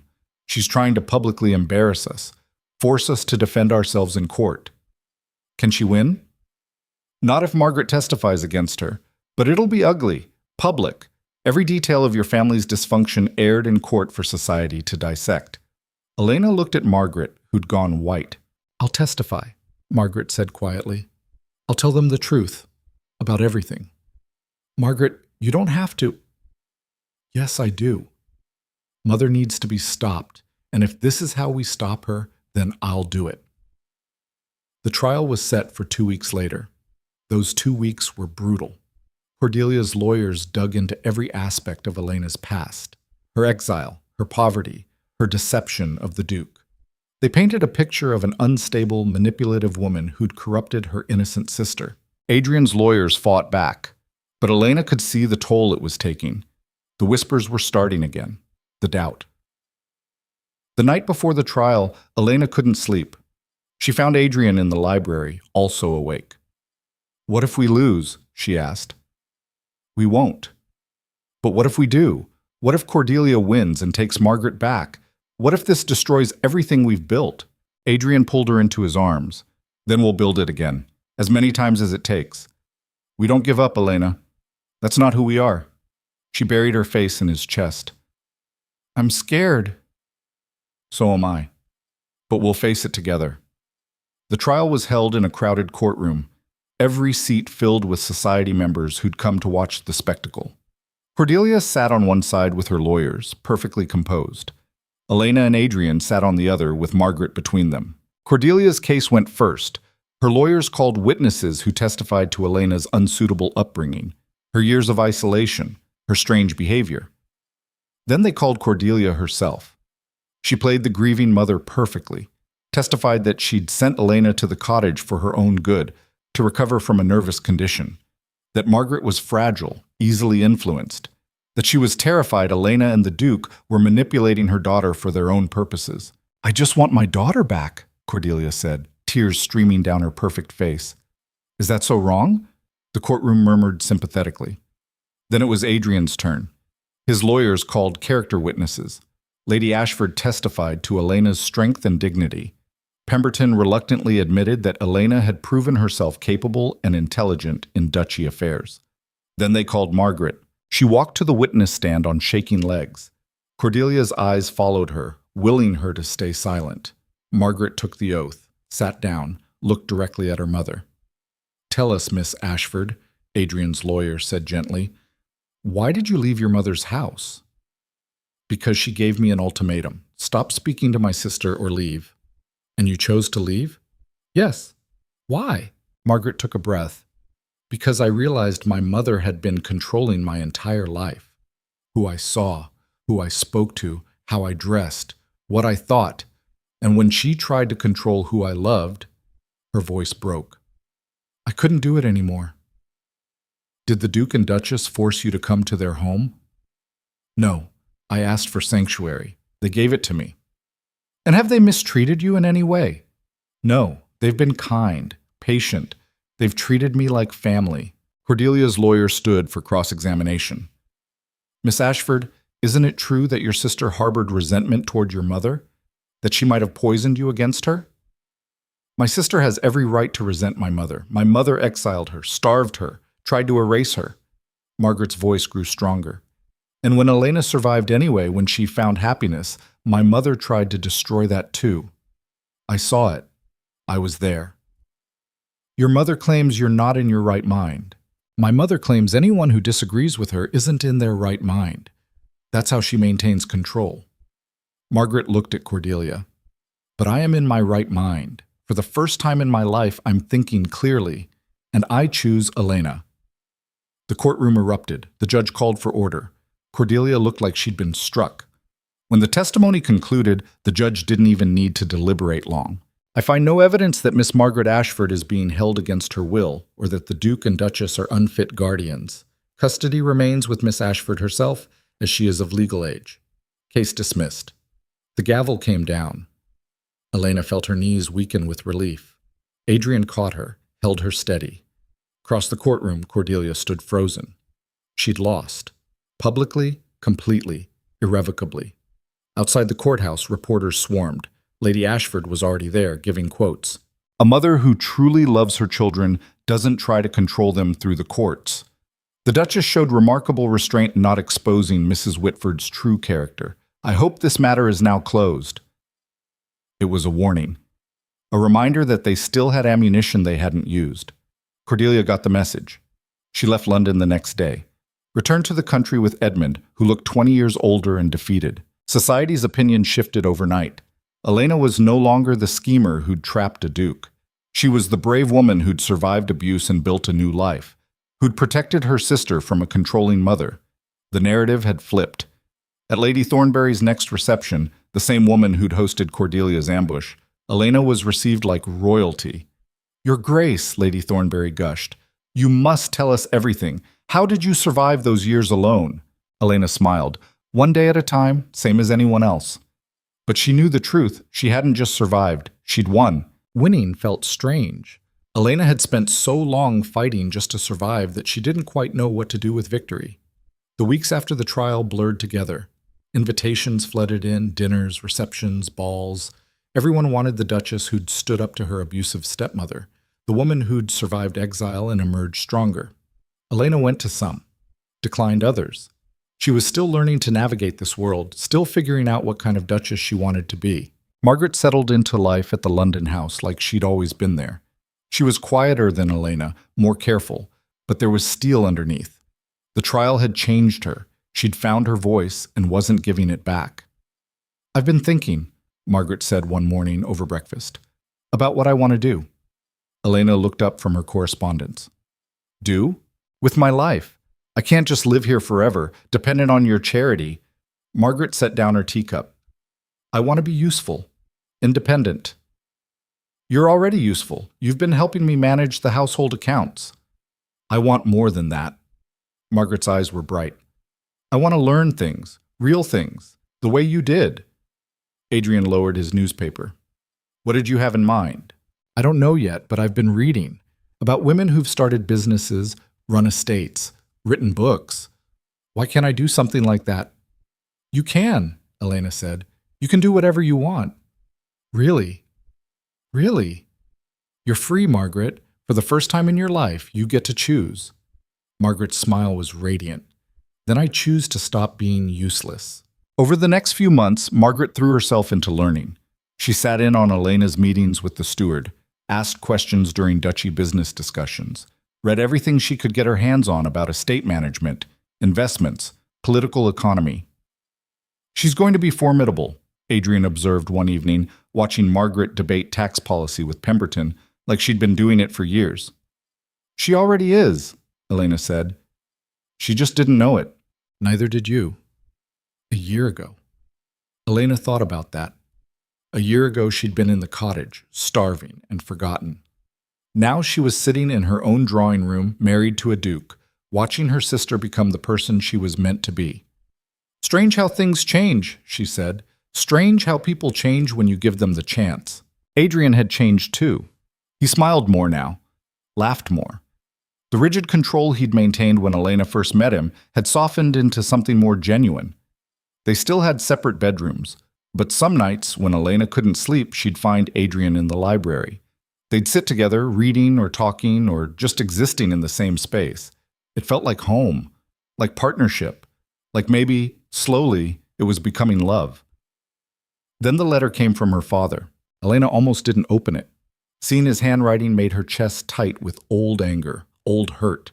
But curiosity won. Elena, I know I have no right to ask anything of you. What I did was unforgivable. I sold you to save myself, and I'll carry that shame until I die. But I'm writing to tell you that Cordelia and I have separated. She's returned to her family in Kent. I'm alone at the manor now, and I'm drowning in debts she left behind. The estate is failing. I'll likely lose everything within the year. I'm not asking for money. I don't deserve your help. I just wanted you to know that you were right about her. About all of it, and I'm sorry. Your father. Elena read it twice. Felt nothing. Then everything all at once. What is it? Adrian asked, watching her face. She handed him the letter, watched him read. How do you feel? He asked carefully. I don't know. Elena moved to the window. Outside, London was alive with afternoon traffic. Part of me wants to let him fail. Let him lose everything, like he let me lose everything. And the other part knows he's still my father. That somewhere under all the weakness and cowardice, there's the man who taught me Greek and let me read his books and told me I was brilliant. Her voice cracked. I hate him, but I don't want him destroyed. Adrian came to stand beside her. What do you want to do? I want to go see him, face to face. I want him to look me in the eye and explain how he could just give up on me so easily. Then we'll go. You don't have to. Yes, I do. You're my wife. Where you go, I go. Adrian touched her face. Unless you want to do this alone? Elena thought about facing her father alone, going back to that manor where she'd been erased. No, she said. I want you there. They left for the countryside the next morning. Margaret chose to stay in London. She had no desire to see the man who'd let her mother control everything. Tell him I hope he's learned something, she said as they departed, though I doubt it. The journey took a day. Elena watched the landscape change from city to country, from civilization to the wild moors she'd once called home. The cottage appeared first. Elena asked the driver to stop. I need to see it, she said. Adrian didn't question, just helped her down and walked with her up the overgrown path. The cottage looked even worse than she remembered. The roof had partially collapsed. The door hung crooked on its hinges. Weeds had taken over. Elena stood there, staring at the place that had been her prison. This is where I lived, she said, for 3 years, in that. Adrian's jaw tightened. I should have burned it down after we left. No, it needs to stand as a reminder. Elena turned away. Let's go. Whitford Manor looked tired. The grounds were overgrown, paint peeling from the shutters. The whole place had an air of neglect. A single servant answered the door, old Matthews, who'd been there since Elena was a child. He looked shocked to see her. "Miss Elena, Your Grace." He bowed hastily. "We weren't expecting you. Is my father here?" "In his study, Your Grace. Shall I announce you?" "No, I'll announce myself." Elena walked through the house that had been her childhood home. Everything looked shabbier than she remembered. Carpets worn, furniture dusty. The air smelled stale. Cordelia's influence had been everywhere once. Now it was being erased by neglect. Elena knocked on the study door. Didn't wait for an answer before walking in. Her father was at his desk, gray-haired and thin, looking a decade older than when she'd last seen him. He looked up, saw her, and went pale. "Elena." "Father." She stayed by the door. Adrian stood just behind her, a silent presence. "You wanted to talk, so talk." Edmund Whitford stood slowly. "You came. I didn't think you would. I'm here. That doesn't mean I've forgiven you. I don't expect forgiveness. I just wanted to apologize, face to face. What I did, selling you like that, was exactly what you did," Elena interrupted. "You sold me because it was easier than standing up to your wife, easier than being my father. I was weak. I am weak. Cordelia showed me that every day of our marriage." Edmund moved around the desk, looking lost in his own house. "She made me believe you were dangerous, unstable, that exile was for your own good. And you believed her because it was convenient." "Yes." He met her eyes finally. "I believed her because I wanted to, because you reminded me too much of your mother, and losing you was easier than remembering her." The honesty was unexpected. It didn't make Elena forgive him, but it made her understand. "What happened to Cordelia?" she asked. "She left when the debts came due, took what money was left and went back to her family in Kent. I haven't heard from her since the trial." Edmund laughed bitterly. "Turns out she only loved me for my money. Once that was gone, so was she." "What will you do now?" "Lose the estate, most likely. The debts are too large. I can't pay them." He gestured vaguely at the room. "I'll end up in some small cottage somewhere. Alone. It's what I deserve." Elena looked around the study, at the desk where her father had once taught her mathematics, the bookshelves where she'd learned to read, the window where she'd sat as a child and dreamed of the future. This house held every good memory of her childhood, and every bad one of her exile. "How much do you owe?" she asked. Her father blinked. "What?" "The debts." "How much?" "Elena, I'm not asking you for—" "I know. I'm asking anyway. How much?" £30,000, maybe more. I'd have to check. "Adrian?" Elena turned to her husband. He was already pulling out his notebook. "I can have the funds transferred within the week. We'll need documentation of all debts, of course, and we'll want oversight of the estate finances going forward." Edmund stared at them. "You're going to save me? After everything?" "No," Elena said firmly. "I'm saving the estate, for the people who work here, for Matthews and the tenants and everyone else who depends on this place. Not for you." "I don't understand." "The money comes with conditions," Adrian said. "You deed the estate to Elena. She'll manage it from London through a steward. You can live here for the rest of your life, but you don't make decisions. You don't take on debt. You essentially become a pensioner on your own estate." "You're taking my house." "We're saving it from your poor judgment," Elena corrected. "Take the offer or refuse it, but decide now." Edmund sank back into his chair, looked around the room like he was seeing it for the first time. "Why?" he asked finally. "Why would you do this for me after what I did to you?" "I'm not doing it for you. I'm doing it because this estate has been in my mother's family for 200 years, because there are people who depend on it, because someone has to be the adult here, and it's clearly not going to be you." The words were harsh, true. Edmund's eyes filled with tears. "You're just like your mother, strong where I'm weak. I never deserved either of you." "No, you didn't." Elena moved toward the door. "I'll have the steward contact you about the transition. Try not to make this any worse than it already is." "Elena, wait." Her father stood. "I know I can't fix what I broke. But I want you to know I was proud of you, am proud of you. You became everything I hoped you would be, despite my failure to protect that." Elena paused, looked back at this man who'd given her so much and taken it all away. "I know," she said quietly. "That's what made it hurt so much." She walked out before he could respond. Adrian followed her through the house, out to the carriage, didn't speak until they were moving again. "Are you all right?" he asked. "I don't know. Ask me in a year." Elena leaned against him. "Did I do the right thing?" "You did the kind thing. Whether it's right depends on what he does with it." "What if he wastes it? "What if he falls apart anyway?" "Then that's on him, not you. You gave him a chance he didn't deserve. What he does with it is his choice." Elena closed her eyes, felt the weight of the visit settling over her. "I don't forgive him," she said. "I don't think I can." "You don't have to. Helping someone and forgiving them are different things." "How are you so wise?" "I'm not. I just care about you." Adrian kissed her forehead. "And I know what it's like to be disappointed by the people who should protect you." The journey back to London felt longer. Elena spent most of it silent, processing. When they arrived home, Margaret was waiting with news. "Lady Ashford was here," she said, excitement in her voice. "She wants to sponsor me. Help me start a school." "A school?" Elena was pulled out of her thoughts. "What kind of school?" "For girls. Like you. Girls who are too smart or too difficult or too much for their families." Margaret's eyes were shining.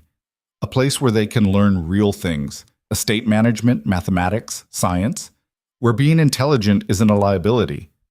Elena felt something crack open in her chest. "Margaret, that's brilliant. Lady Ashford thinks so too. She says there are other women who'd contribute. We could start small, maybe just a few students, but—" Margaret grabbed Elena's hands. "Will you help? You could teach, share your story, show them it's possible to survive." Yes, of course." Elena pulled Margaret into a hug. "This is exactly what the world needs." Adrian was smiling. "Looks like you're both going to be very busy." "Good," Margaret said. "I'm tired of being useless." "You were never useless," Elena said. "You just needed someone to believe in you." "You believed in me when no one else did." Margaret's voice was thick with emotion. "You saved me, Elena. Let me help you save others." Over the next 6 months, the school took shape. They started with 5 students, girls from wealthy families whose fathers didn't know what to do with their intelligence, girls whose mothers saw them as problems to be managed. Elena taught estate management and basic engineering. Margaret taught literature and history.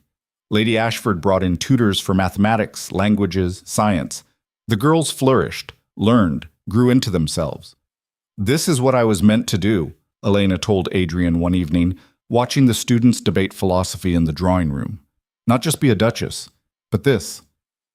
"You can be both," Adrian said. "You are both." He was right. Elena had learned to balance her duties as duchess with her work at the school. She attended society functions and managed duchy business, and taught young women how to survive in a world that didn't want them to think. She did it all, and she was good at it. 6 months became a year. The school expanded, 10 students, then 15. They had to move to a larger building. Lady Ashford donated the property. "You're changing the world," she told Elena at the dedication ceremony.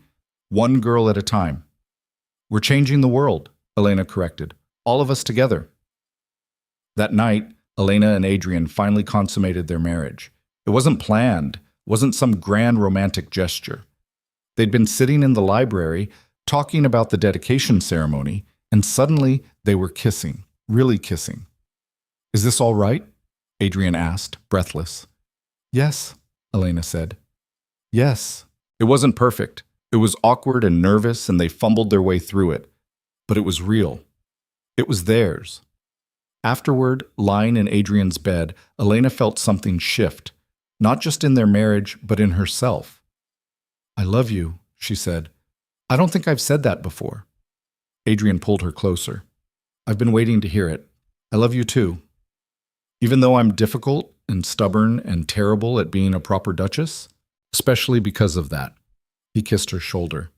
"You're exactly who you're supposed to be, Elena. Don't ever apologize for it."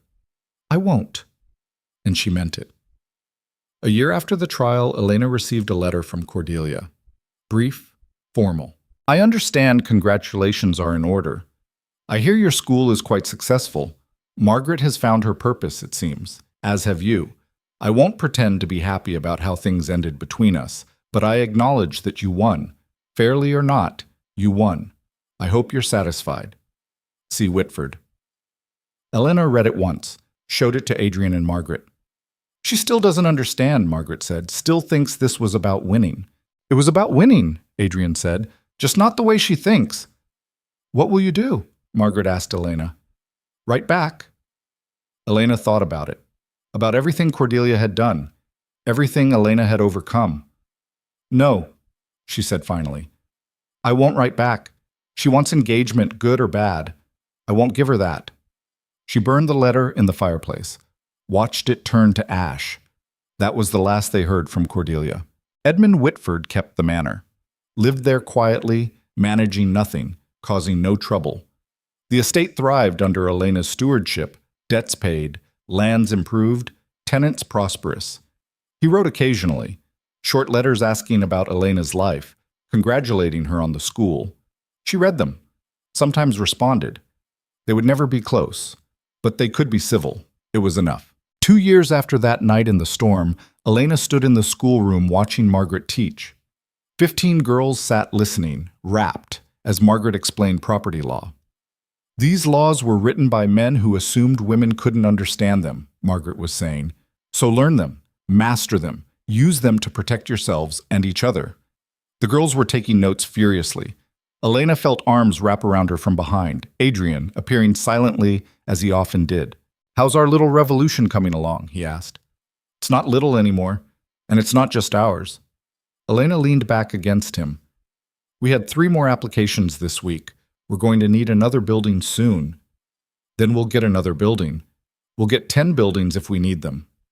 You're very free with your money, Your Grace. It's our money, and I can't think of a better way to spend it than teaching young women to be as formidable as my wife. Elena turned in his arms. I have news. Good news? Depends on how you feel about chaos. She took his hands, placed them on her still flat stomach. You're going to be a father. Adrian went very still. You're pregnant. About 3 months. 3 months? Why didn't you? He stopped, pulled her close. Are you happy about this?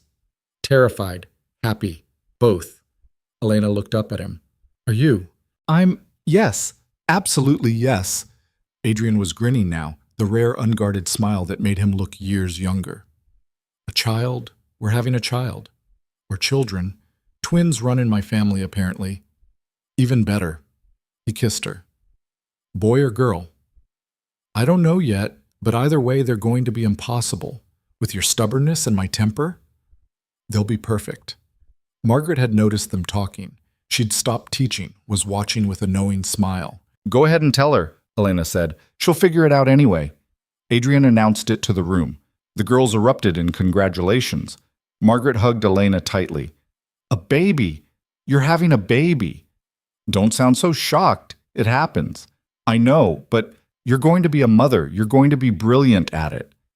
Elena wasn't sure about that, wasn't sure about any of it, but she was sure about one thing. This child would never feel erased, would never be told they were too much or too difficult or too smart. This child would be celebrated for exactly who they were. The baby came in spring. A girl, small and loud and perfect. They named her Catherine after Lady Ashford, who cried when she held her namesake. She has your eyes, Adrian said, looking down at his daughter with wonder. And your determination, apparently. She's been screaming for an hour. She's hungry. That's determination? Elena was exhausted, sore, happier than she'd ever been. She knows what she wants, and she's not afraid to demand it. That's definitely determination. Catherine quieted when Elena fed her, looked up at her mother with solemn dark eyes that seemed to see everything. Hello, Elena whispered. Welcome to the world. It's difficult and unfair and sometimes cruel, but there are good people in it, people who will fight for you, people who will love you exactly as you are. And parents who will make sure you never have to fight alone, Adrian added, touching Catherine's tiny hand. The baby gripped his finger with surprising strength. She's already got you wrapped around her finger, Elena observed. Absolutely. Completely. I'm doomed. Margaret was the first visitor outside family. She brought flowers and a book. Advanced mathematics, because of course she did. For when she's older, Margaret said, holding Catherine carefully, every girl should understand calculus. She's 3 days old. It's never too early to start planning her education. Margaret smiled down at the baby. Hello, little one. Your mother saved my life. I'm going to make sure you know that. I'm going to make sure you know what an extraordinary woman she is. Elena felt tears prick her eyes. Blamed hormones. Thank you, she said quietly. For what? For being here, for being you, for being my sister. Margaret's eyes filled too. Always. Catherine grew, learned to smile, to laugh, to grab everything in reach. She was curious and fearless and absolutely exhausting. Elena loved every second of it. She balanced motherhood with running the school, with her duties as Duchess, with managing the Whitford estate. It was too much. It was exactly enough. You're going to burn out, Adrian warned when he found her working at 3 a.m, Catherine sleeping in a basket beside her desk. I'm fine. You're exhausted. I'm alive. That's different. Elena set down her pen. 6 years ago, I was in a cottage with nothing. Now I have all of this. A child, a school, purpose. I'm not wasting a second of it. You're not wasting it. You're living it, but you're allowed to rest, Elena. You're allowed to not be extraordinary every single day. What if I forget how? The question came out smaller than she'd meant it to. What if I stop fighting and everything falls apart? Adrian knelt beside her chair. Then we'll build it back up, together, like we always do. Together, Elena repeated. The word that had defined her marriage, her life. She wasn't alone anymore, would never be alone again. Catherine's first word was book. Her second was no. She's definitely your daughter, Adrian said, laughing. By the time Catherine was 2, the school had 40 students and a waiting list twice that long. They'd expanded into 3 buildings. We're planning a 4th. We should open a 2nd location, Margaret suggested during a planning meeting. Manchester, maybe, or Edinburgh. One revolution at a time, Elena said, but she was already making notes.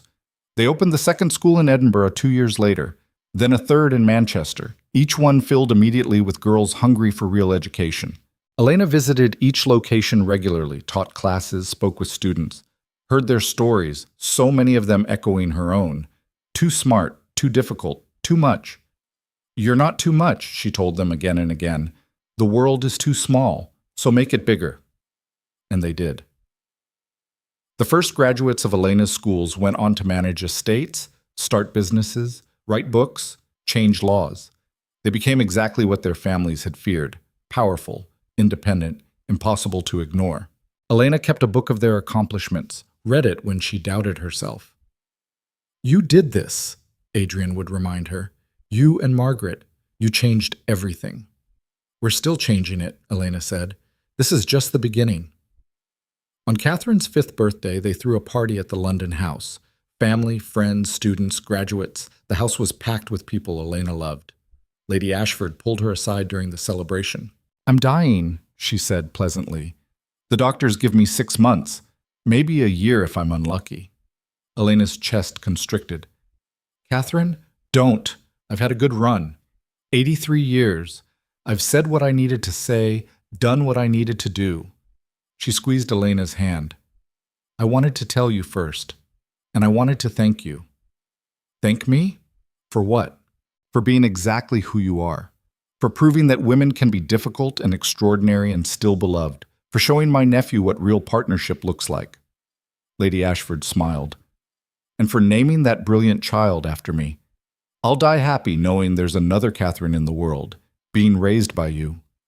Elena hugged her tightly. You saved me. That first night at Lady Thornberry's reception, you saved yourself. I just provided air cover. Lady Ashford pulled back, eyes bright. Keep fighting, Elena. Keep building. Keep showing them what women can do when someone finally gives them the chance. I will. I promise. Lady Ashford died 3 months later, peacefully in her sleep.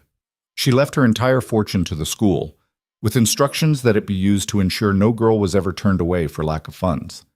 At the funeral, Elena gave the eulogy. Lady Catherine Ashford believed in impossible things, she said to the crowded church. She believed that women could be intelligent without being threatening, that strength and kindness weren't mutually exclusive, that one person fighting for what's right could change the world. She paused, looked at the faces watching her, students, graduates, women who'd been saved by Catherine's belief in them.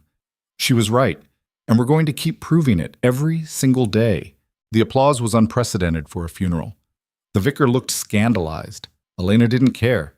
That night, holding Catherine while the child slept, Elena thought about everything that had led here.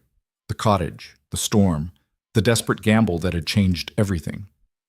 "What are you thinking about?" Adrian asked, joining her. "About how one choice can change your entire life." "Regrets?" "Not even one." Elena looked at her husband, her partner, the man who'd chosen her when everyone else had thrown her away. "You?" "Only that I didn't find you sooner." Adrian kissed her forehead. "Though I suppose the timing had to be right. We both had to become who we needed to be first." "Think we're done becoming?" "I hope not. I want to keep changing with you, keep building with you." He touched Catherine's sleeping face. "Keep making impossible things real with you." "That's very romantic for someone who claims not to be romantic." "You've corrupted me, made me soft." "Liar. You were always soft, you just hid it better." Adrian laughed quietly. "Maybe, but you made it safe to stop hiding." Years passed. Catherine grew into a fierce, brilliant girl who asked impossible questions and refused simple answers. They had 2 more children, a boy, James, and another girl, Anne, both just as impossible as their sister. The schools expanded. 50 students became 100, became 500. They opened locations across England, then Scotland, then Ireland. Elena wrote a book about estate management that became required reading in her schools. Margaret wrote one about property law. They were both bestsellers, to everyone's surprise but their own. Edmund Whitford died when Catherine was 12. Elena attended his funeral, stood at his grave, felt nothing but a distant sadness for the man he could have been. "Do you forgive him?" Adrian asked afterward. "I don't know. Does it matter?" "Only if it matters to you." Elena thought about it. "I think I understand him now. Understanding isn't forgiveness, but it's something." "It's enough," Adrian said. "You don't owe him more than that." "No, I don't." Cordelia lived longer, died in Kent at 72, alone and bitter. Margaret didn't attend that funeral. "I spent enough of my life mourning her," she said. "I won't waste any more." On Elena's 40th birthday, Adrian threw a celebration. Not just family and friends. Every graduate of their schools was invited. Hundreds of women filled a rented hall, all of them there because Elena had fought to give them a chance. "Speech!" someone called. Elena stood reluctantly. She'd never gotten comfortable with public speaking, even after years of it. "I don't know what to say," she admitted. "Except thank you for trusting us, for taking the education we offered and making something extraordinary with it." "You made us extraordinary," someone shouted back. "No. You were always extraordinary. You just needed someone to believe it." Elena looked around the room, saw doctors, lawyers, estate managers, business owners, scholars, women who'd been told they were too much and had proven everyone wrong. "You did the hard part. You fought. You survived. You thrived. I just opened a door. You walked through it." The applause was deafening. That night, lying in bed with Adrian, Elena said, "I can't believe this is my life." "Can't you? You built it, piece by piece, choice by choice." "We built it. Yes, we did." Adrian pulled her closer. "And we're not done yet. Catherine wants to expand into Europe. James is talking about starting a school for boys based on our model. Anne wants to study medicine. They're going to change everything, like their mother did." Elena thought about the girl she'd been, exiled, desperate, invisible, the woman she'd become, powerful, respected, impossible to erase. "I used to think the storm that brought you to my door was the luckiest moment of my life," she said. "Used to? Now I think opening that door was. The storm just gave me an opportunity. I had to choose to take it. Best choice you ever made." Second best, Elena corrected. Best was not correcting you when you thought I was Margaret. Are we still debating this? Always. Elena kissed him. It's what we do. Years later, on a cold evening, not unlike the one where everything had started, Elena stood in front of her 100th graduating class. She was 60 now, gray-haired and tired, but still fierce. 25 years ago, she told them, I was living in a cottage that was falling apart, cut off from everyone, told I was too difficult to be worth saving. If someone had told me then that I'd be here now, speaking to brilliant young women about to change the world, I wouldn't have believed them. She paused, looked at their faces, eager, hopeful, hungry. But it happened. Because I made a choice. A desperate, reckless, probably stupid choice. I lied to a duke. I gambled everything on one night. And when I got caught, instead of apologizing, I fought. The room was silent, listening. You're going to face choices too. Moments where you have to decide. Stay small and safe, or risk everything to become who you're meant to be. The world will tell you to stay small, to be grateful for whatever scraps they give you, to never ask for more. Elena's voice grew stronger. Don't listen. Ask for more. Demand more. Take more. Be so brilliant and capable and impossible to ignore that they have no choice but to see you. She smiled. Be difficult. Be too much.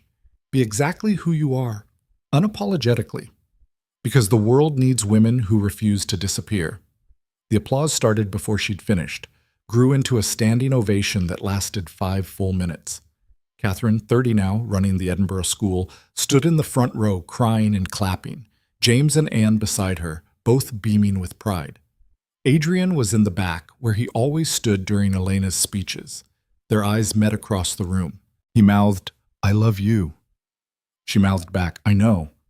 After the ceremony, walking home through London streets she'd learned to navigate, Elena thought about how far she'd come, from invisible to impossible to ignore, from nothing to everything.